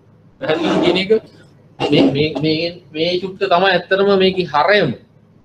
දැන් හිමීහිටි මේ කතා කරනවා නම් ඔයාලට හොඳයි. එහෙම කියලා නෑ. ඒ කියන්නේ අයවැය හිගයක් ආර්ථිකයේ පවතිනවනම් ඔයාලා තවදුරටත් බඩු ආනයනය කරලා ආනයන වියදම් වැඩි කරන්න හොඳ නෑ අපනයන ආදායම් අභිභවා. ඒකෙන් වෙන්නේ තවත් අර අයවැය හිගයට බරක් වෙනවා. ඒ පැත්තත් එතකොට ඉම්බැලන්ස් වෙච්චාම එහෙම නැත්නම් ඒ පැත්තෙනුත් ආනයන අපනයන පරතරයත් වැඩි වෙච්චාම වෙළඳ ගිණුමේ ශේෂය ඍණාගයක් ගන්නවා නම් එතකොට ජංගම ගිණුමේ ශේෂයත් බොහෝ විට ඍණාගයක්. නේද? දැන් එයා ගිණුම් ගැන දන්නවද දන්නේ. එහෙම වෙච්චාම අංශ දෙකක් ඍණ. එතකොට එහෙමනම් ඔයා අනිවාර්යයෙන්ම මොකද කරන්න ඕනේ? පෞද්ගලික අංශ ඉතුරුම ආයෝජන පරතරය අර දෙක හා සමානව ධනාගයකින් පවත්වාගෙන යන්න කරන්න පුළුවන්ද? බෑ. බොහෝ විට කරන්න try කරන්නේ අපි මේ එක විචල්‍යයක් ඍණ වෙනවා නම් එක විචල්‍යයක් හිගයක් වෙන්නනවා නම් අනිත් විචල්‍ය දෙකම අර හිගේ ප්‍රමාණයෙන් ධනාගයක්වත් පවත්වා ගත යුතුයි. එතකොට තමයි ආර්ථිකය සමතුලිත වෙන්නේ. පැහැදිලිද මම කියන එක? එකක ඍණාගයක් පවතිනවා නම් අඩුම වශයෙන් එකකින් අනිත් විචල්‍යයන් දෙකකින් එකකින් අර සම්පූර්ණ ඍණාගයේ ආවරණය වෙන විදිහට ඉතුරුම් වැඩි කරන්න ඕනේ. එක්ක ඉතුරුම් වැඩි කරනවා එක්ක අපනයන වැඩි කරන්න ඕනේ. එහෙම නැත්තම් කරන්න ඕනේ නැත්තේ මේ දෙකේම එකතුව ධනාගවල් දෙකේම එකතුව අර ඍණ වෙච්චි. අපි හිතමු අයවැය හිගේ ඍණ උනේ කියලා. එන අයවැය හිගේ ප්‍රමාණයෙන් අනිත් දෙකේ ධනාගය පවත්වා ගත යුතුයි ආර්ථිකයක් සමතුලිත වෙන්න නම්. හරිද? රයිට්. අපි ඔතනින් මේ කතාව ඒක දාල වශයෙන් වල මතක තියාගන්න. ඊට පස්සේ අපි යනවා ඔන්න ISLM වල ප්‍රධාන යන්න එපා ඔයාලා ලෙෆ්ට් වෙලා දැන් තමයි පටන් ගන්න යන්නේ මේ ඔයාලට ඕන වෙන පාඩම කට්ටිය ගෙදර ගිහින් යන්නවා නම් ඉතින් කියයි නේ අපිට කමක් නැහැ එයාලට අනිත් කට්ටිය බලන්න දැන් තමයි ඔයාලාගේ විභාගයට වුවමනා වෙන කොටස අපි ආරම්භ කරන්නේ පරිභෝජන ඉතුරුම් ඍජු බදු සහ ආනයන ශ්‍රිත මෙතන ඉඳන් ඉස්සරහට සම්පූර්ණයෙන්ම අවශ්‍ය වෙනවා ඔයාලගේ විභාග හරිද පරිභෝජන ඉතුරුම් ආයෝජන සහ ඍජු බදු ශ්‍රිත ගැන කතා කරන්නේ මේ ටික අත්‍යවශ්‍යයි ISLM වල මුල් අඩිතාලම හැටියට ඒක නිසා මෙතනින් අල්ලගන්න ගිය අයට සොරි තමයි පුතේ අනිත් වලට පදනම තමයි මේ දාන්නේ ඒ දාන එකකින් ඔයාලට මෙච්චර කාල හැම අවුරුද්දම ලකුණු 20ක් ලබා ගන්න පුළුවන් පාඩමක් මේ පටන් ගන්න. හරිද? ඊට පස්සේ අපි අද එකක් හරි කතා කරන්න බලමු පරිභෝජන ශ්‍රිතේ. right? පරිභෝජන ශ්‍රිතේ. අපි මෙතෙන්දී කතා කරන්නේ කේන්සියානු පරිභෝජන ශ්‍රිතේ ගැන.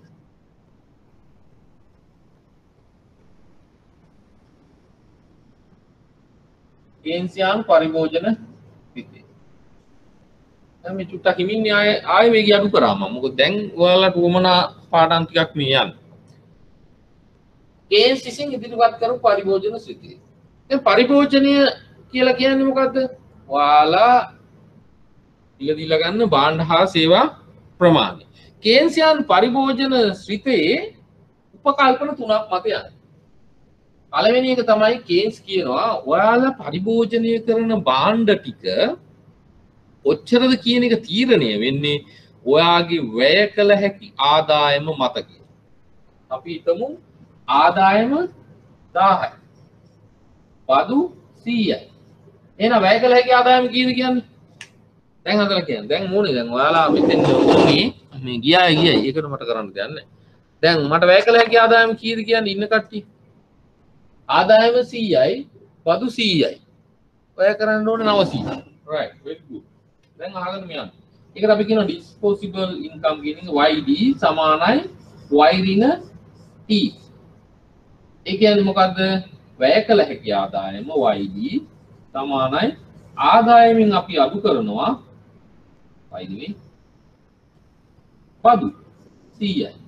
ඒ කියලා කියන්නේ 900. එහෙනම් දැන් කේස් කියලා කියන්නේ පරිභෝජනයේ රඳා පවතින්නේ මෙන්න මේ වැය කළ හැකි ආදායම මත. ඇත්ත වගේ නේද? අනිකුත් සියලු සාධක ස්ථාවරව තියෙද්දි කේන්සියානු පරිභෝජන ශ්‍රිතයේදී කේන්ස් කියනවා පරිභෝජනයේ C රඳා පවතින්නේ YD මත කියලා. වැය කළ හැකි ආදායමේ ශ්‍රිතයක් තමයි පරිභෝජනය කියලා උපකල්පනය කරනවා. ඒක හරිද? එහෙනම් පරිභෝජනය වැය කළ හැකි ආදායමේ ශ්‍රිතයක් කියලා අපි උපකල්පනය කරනවා අනිකුත් සාධක සියල්ල ස්ථාවරව තිබී. ඊට පස්සේ දෙවෙනි උපකල්පනය තමයි කේන්ස් කරන්නේ. කේන්ස් කියනවා ආදායම වැය කළ හැකි ආදායම වැඩි වෙනකොට ආදායම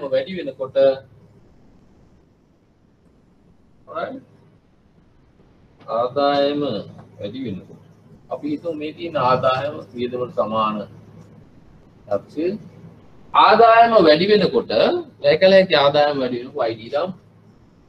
ආදායම වැඩි වෙන වේගයට වඩා අඩු වේගයකින් තමයි පරිභෝජනය වැඩි වෙන්නේ. හරිද? ආදායම වැඩි වෙන විට පරිභෝජනය වැඩි වෙන නමුත් පරිභෝජනය වැඩි වෙන්නේ ආදායම වැඩි වෙනවාට වඩා අඩු වේගයකින්. තේරුණාද කියන එක? මේ වැඩි වෙන්නේ ආදායම මේ හැබැයි පරිභෝජනය වැඩි වෙන්නේ මෙන්න මෙහි. P සමානයි YD. ඇයි රුපියල් 900ක් හොයනකොට පුද්ගලයේ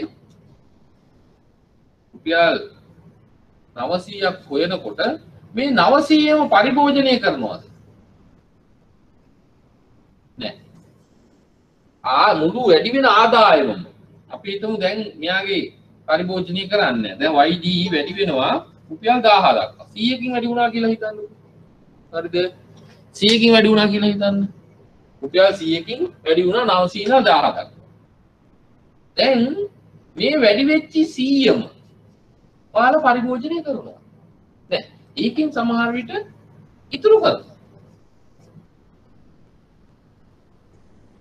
ඒ නිසා තමයි කේන්ස් උපකල්පනය කරන්නේ ආදායම වැඩි වුණාට ඒ වේගෙන්ම පරිභෝජනය වැඩි වෙන්නේ නැහැ. හැබැයි වැඩි වෙනවා ඊට වඩා අඩු වේගකින්. හේතුව ඉතිරි කිරීම මිනිස්සු කරන්න පෙළඹෙන නිසා. එහෙනම් දෙවනි උපකල්පනය තමයි ආදායම වැඩි වෙනකොට පරිභෝජනය වැඩි වෙනවා. මේවා හොඳට අවබෝධ කරගන්න ආදායම වැඩි වෙනකොට පරිභෝජනය වැඩි වෙනවා. මේවා A level වලට කරා. නමුත් මේ ටික මම හිමීට කරන්නේ දැන් මෙතනින් එහාට ඔයාලට අත්‍යවශ්‍යයි දිගටම. පරිභෝජනය වැඩි වෙනවා. හැබැයි වැඩි වෙන්නේ ආදායම වැඩි වෙන වේගයට වඩා අඩු වෙයි. හරිද? එහෙමනම් ඒකට අපි කියනවා ආන්තික පරිභෝජන නැමියාව කියලා. ආන්තික පරිභෝජන නැමියාව. MPC. මේක 1.4 පිහිටා. එහෙනම් දෙවෙනි උපකල්පනය තමයි ආන්තික පරිභෝජන නැමියාව 1.4 පිහිටනවා කියන්නේ. ආයෙත් ඒකෙම ආන්තික පරිභෝජන නැමියාව 1.4. පළවෙනි උපකල්පනය මොකද්ද? එහෙම නැත්නම් MPC එකට වඩා අඩු. බිංදු 1ට වඩා අඩු. MPC කියලා කියන්නේ මොකද්ද? ආදායම එක ඒකකයකින් වැඩි වෙනකොට පරිභෝජනයට අලුතෙන් එකතු වෙන ප්‍රමාණය එකතු වන ප්‍රමාණය තමයි MPC ආන්තික පරිභෝජන නැමිය. ඒ කියලා කියන්නේ ආදායම ඉතින් 900 නම් 900 එක වෙනකොට ආදායම රුපියල් නම් ලංකාවේ වලින් ගත්තොත් එක රුපියලකින් වැඩි වෙනකොට අපි හිතමු 900 ඉඳලා 901 දක්වා වැඩි වෙනකොට මෙයා පරිභෝජන නිවේදන් කරනවා 900යි 725 900 හරිද? එතකොට එහෙමනම් එක එකකින් ආදායම වැඩි වෙනකොට පරිභෝජනයට අලුතෙන් එකතු වෙලා තියෙන්නේ කීයද? 25යි. එහෙනම් MPC වලගේ 0.2යි. එක එකට වඩා අඩුයි. වැඩිම වුණොත් එන්න පුළුවන් කීයද? 1. ඇයි? 900 ඉඳන් 901 දක්වා වැඩි වෙනකොට පරිභෝජනයත් 900 ඉඳන් 901 දක්වා වැඩි වුණොත් MPC වලගේ 1යි. හැබැයි 900 ඉඳන් 901 දක්වා ආදායම වැඩි වෙනකොට පරිභෝජනයේ 900ෙම නම් තිබ්බේ එකකින්වත් වැඩි වෙලා නැහැ. එහෙමනම් MPC වලගේ 0යි. එහෙනම් එකත් බිඳුවත් අතර තමයි MPC පිහිටන්නේ කියලා දෙවෙනි උපකල්පනය කරනවා කේන්ස් විසින් කේන්සියන් පරිභෝජන ශ්‍රිතිය ව්‍යුත්පන්න කරන විට. ඒ දෙක පැහැදිලිද? අර මුලේ වනේ මට ඕනේ දැන් මේ ටික තමයි. මෙතනින් එහා ටික තමයි ඔයාලට ඕනේ. ගියායට මට කරන්න දෙයක් නැහැ පුතේ. මේ දෙක පැහැදිලිද? MPC සහ කේන්සියන් පරිභෝජන ශ්‍රිතියේ උපකල්පන දෙක. right. ඊට තව උපකල්පනයක් කරනවා ආදායම වැඩි වෙන විට සාමාන්‍ය පරිභෝජන නැමියාව ක්‍රමයෙන් අඩු වන බව. තුන්වෙනි උපකල්පනය තමයි ආදායම වැඩි වෙනකොට සාමාන්‍ය පරිභෝජන නැමියාව ක්‍රමයෙන් අඩු වන බව.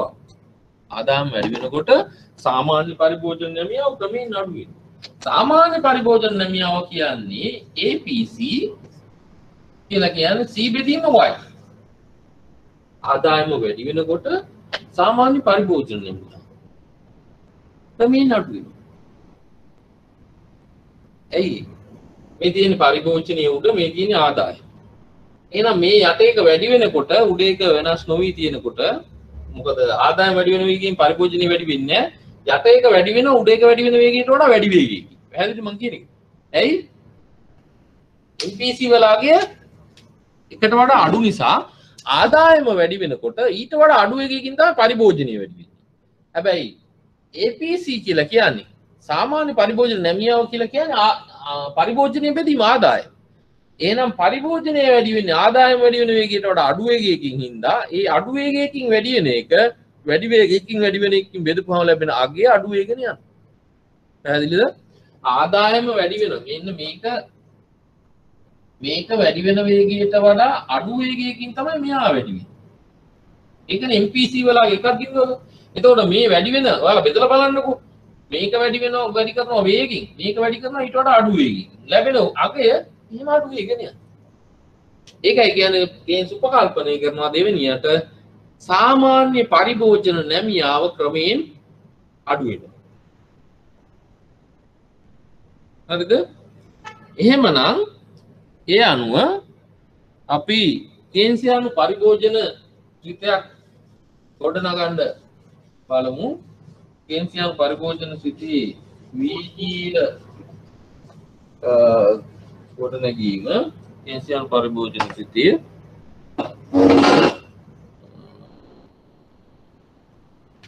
ඒක ගොඩනගෙන්න පුළුවන් C සමානයි A ධන B y එහෙම නැත්නම් C සමානයි A ධන B y D එහෙම නැත්නම් C සමානයි B y එහෙම නැත්නම් C සමානයි B y D ඔය කියන ක්‍රම හතරටම ගොඩනගෙන්න පුළුවන් පරිභෝජන ශ්‍රිතයක්. ඒයි කියලා මම කියනවා එකයි අද කරන්නේ මේක හොඳට හැබැයි අවබෝධ කරගෙන ඉන්න අපි ශ්‍රිත ඔක්කොම ගොඩනගලා ISLM වක්‍ර ගොඩනගන්න යන්නේ මේක හැම අවුරුද්දෙම ලකුණු 20ක ප්‍රශ්නයක් හැම ටර්ම් එකකින් ඉතින් හොඳට ඉගෙන ගන්න ලොකු දේවල් අහන්න නෑ චූටි දෙයක් අහන්න මේකේ C කියලා කියන්නේ පරිභෝජනය මේ කියලා කියන්නේ ආදායම බිඳුවේදී පරිභෝජනය ඒ කියන්නේ ආදායමෙන් ස්වායත්ත පරිභෝජනය B කියලා කියන්නේ MPC එහෙම නැත්නම් ආන්තික පරිභෝජන නැමියාව. Y කියලා කියන්නේ ආදාය. ඉතින් මේ සූත්‍ර තුනම ධන කියලා කියන්නේ මොකද්ද? පරිභෝජනයයි ආදායමයි අතර ධන සම්බන්ධයක් තියෙනවා. ආදායම වැඩි වෙනකොට පරිභෝජනය වැඩි වෙනවා. ඒක කේන්ස් උපකල්පනය. කේන්ස් කියන්නේ තේම. වැඩි වෙනවා හැබැයි ආදායම වැඩි වෙනවා කියන්නේ නෙමෙයි කියලා කියන්නේ.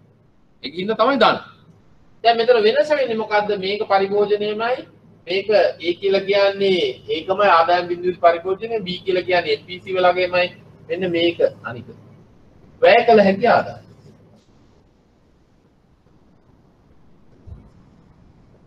මොකද්ද?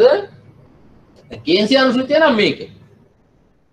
වැය කළ හැකි ආදායම සිතයක් කියලා කියන්නේ. නමුත් ආදායමේ සිතයක් වෙන්නත් පුළුවන්. හරිද?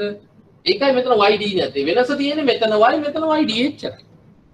එතන මේක වෙනස. මෙයා වැය කළ හැකි ආදායමෙන් සිතයක් මේක ගත්තාම ආදායමෙන් සිතයක්. මෙතෙන් යනකොට අන්තක්ඛණ්ඩය නැති වෙලා මේකේ. ඇයි ඒ ආදායම බිඳුවේදී පරිභෝජනයක් නැති වෙන්න පුළුවන්. ණය වෙලා පරිභෝජනය කරන්නේ නැහැ බිඳුවයි කියන්නේ. එහෙමත් අපිට උපකල්පනය කරන්න පුළුවන්. ඊළඟ එකට යනකොට වැය කළ හැකි ආදායම බිඳුවේදී පරිභෝජනය බිඳුව. එක සූත්‍රයක තමයි මේ අපි අර අර්ථ දැක්වීම විතර වෙනස් වෙනවා. right අපි පොඩි එකක් අපි ගොඩ නගාගෙන ඉමු සරල ආවෘත ආර්ථිකයක මේකට අනුව අපි පරිභෝජන ස්ථිතියක් ගොඩ නගමු සරල ආවෘත ආර්ථිකයක රේඛීය පරිභෝජන ස්ථිතිය ආදායම රුපියල් මිලියන ආදායම පරිභෝජනය දෙනවා රුපියල් මිලියන 2000 දී පරිභෝජන වියදම 1800යි ආදායම රුපියල් 2500 වෙනකොට පරිභෝජනය 2200යි පරිභෝජන ශ්‍රිතය ව්‍යුත්පන්න කරන්න කියන්නේ හරිද පරිභෝජන ශ්‍රිතය දැන් ඔයාලට මේ පරිභෝජන ශ්‍රිත ඔක්කොම අපි හදලා දෙන්නේ ගානට නමුත් ඒක ඉඳන් දැනගන්න ඕනේ පරි වෙලාවත් આવුත් කියන එක නේ අපි පරිභෝජන ශ්‍රිතය ඉල්ලුම් ශ්‍රිතය මේ පරිභෝජන ශ්‍රිතය ආයෝජන ශ්‍රිතය මුදල් ඉල්ලුම් ශ්‍රිතය මුදල් සැපයීම සියල්ල දෙනවා බොහෝ විට ගණනක් දෙනවා නමුත් ඒවා උනනගෙන හැටි ඉගෙනගෙන යන්න ඕනේ දුන්නේ නැත්නම් එහෙනම් මොකද්ද ශ්‍රිතය වයි ආදායමේ ශ්‍රිතයක් කියලා කියන්නේ වැයකල හැකි ආදායම මිනිමි එතකොට ඔයාලට පරිභෝජන ශ්‍රිතය පරිභෝජන ශ්‍රිතය ආදායම රුපියල් වල. එතකොට මේක ගන්න වෙනවා. වැය කළ හැකි ආදායම ඒක ඕක ගත්තත් එකයි. ආදායමේ ශ්‍රිතය. එහෙනම් C සමානයි A ධන BY. ඒකේ අපි ඉස්සල්ලාම කරන්නේ B හොයනවා. අර සාමාන්‍ය විදියෙන්. B කියලා කියන්නේ අපි දන්නවා MPC. MPC හොයන්නේ කොහොමද? ඩෙල්ටා C බෙදීම ඩෙල්ටා Y. එහෙනම් ඩෙල්ටා C කියලා කියන්නේ මේකේ වෙනස ගන්න 2200 ඍණ 1800 ආදායමේ වෙනස 2500 ඍණ 2000 කී දෙන්නේ 400යි 500යි 5න් 4යි එහෙම නැත්නම් 0.8යි 5න් 4 තියන්න පුළුවන් දැන් මොකද කරන්නේ C සහ B දන්නවා y වලට තගේ කලින් කරපුවම අපිට A හොයාගන්න පුළුවන් එහෙනම් C වලට අපි ගමු මේ එකම පේජයක් ගන්න ඕනේ මේක හොඳට මතක තියාගන්න C වලට 1800 අරන් y වලට 2500 ගන්න බෑ 2000මයි ගන්න. ඒක පොඩි දේවල් ඒවා ඔයාලා දාන්න දේවල්. එහෙනම් පළවෙනි එක ගමු C කියලා කියන්නේ 1800යි සමානයි A ධන B කියලා කියන්නේ 5න් 4යි එහෙම නැත්නම් 0.8යි වැඩි කිරීම y කියලා කියන්නේ 2000යි. 5 4යි 4 16යි එහෙනම් 1600යි මෙහාට එනකොට 1800 එන්නේ 1600 සමානයි A එහෙනම් A සමානයි 200යි. එහෙනම් පරිභෝජන ශ්‍රිතය වෙන්නේ මොකද්ද? C සමානයි A වලගේ 200යි ධන 5න් 4යි y එහෙම නැත්නම් C සමානයි 200යි ධන 0.8යි y. ඕක ලිව්වා හරි. ඔන්න අපි පරිභෝජන ශ්‍රිතය ගොඩ නැගුවා.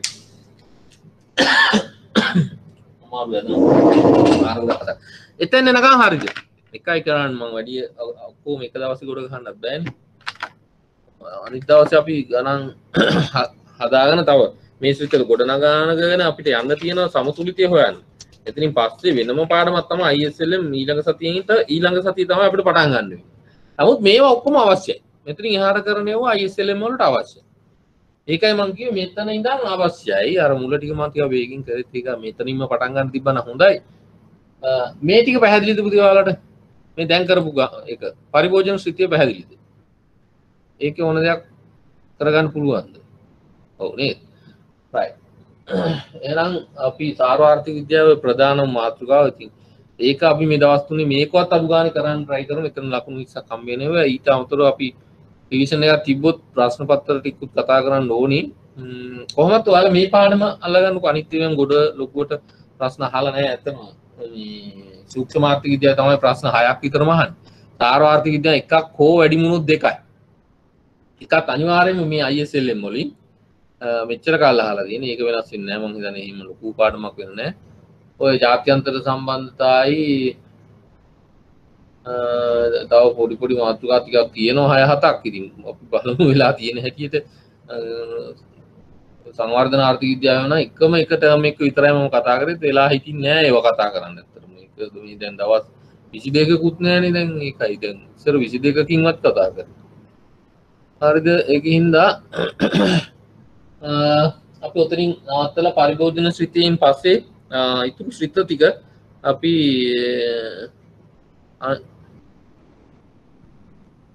අනිත් දවසේ කතා කරමු. right? උතන මොකක් හරි ප්‍රශ්නයක් තියෙනවා නැත්නම් ඔක්කොම ප්‍රශ්න වෙන්න ඇති. අරකට හොඳට බාගන්න පුතේ. ඒක මේසරේ අහලා තියෙන ප්‍රශ්නයක් ඔයාලා කවුරුත් එක ලියලා නැහැ. අර සෞභාග්‍ය කරා යන ගමනේ සාර්ව ආර්ථික දත්ත හතරක් විස්තර කරන්න කියලා සාර්ව ආර්ථික දත්ත හතරක් පිළිබඳව කෙටියෙන් සඳහන් කරන්න කිව්වම කවුරුත් ලියලා නැහැ. මම ඇයි කියලා නම් හොයාගන්න බැරිද දන්නේ මොනවද මේ සාර්ව ආර්ථික දත්ත කිව්වේ කියලා. එක්කෙනෙක් විතර දෙන්නෙක් විතර ඔය සේවා නියුක්තිය ගැන පොඩ්ඩක් ලියලා තිබුණා.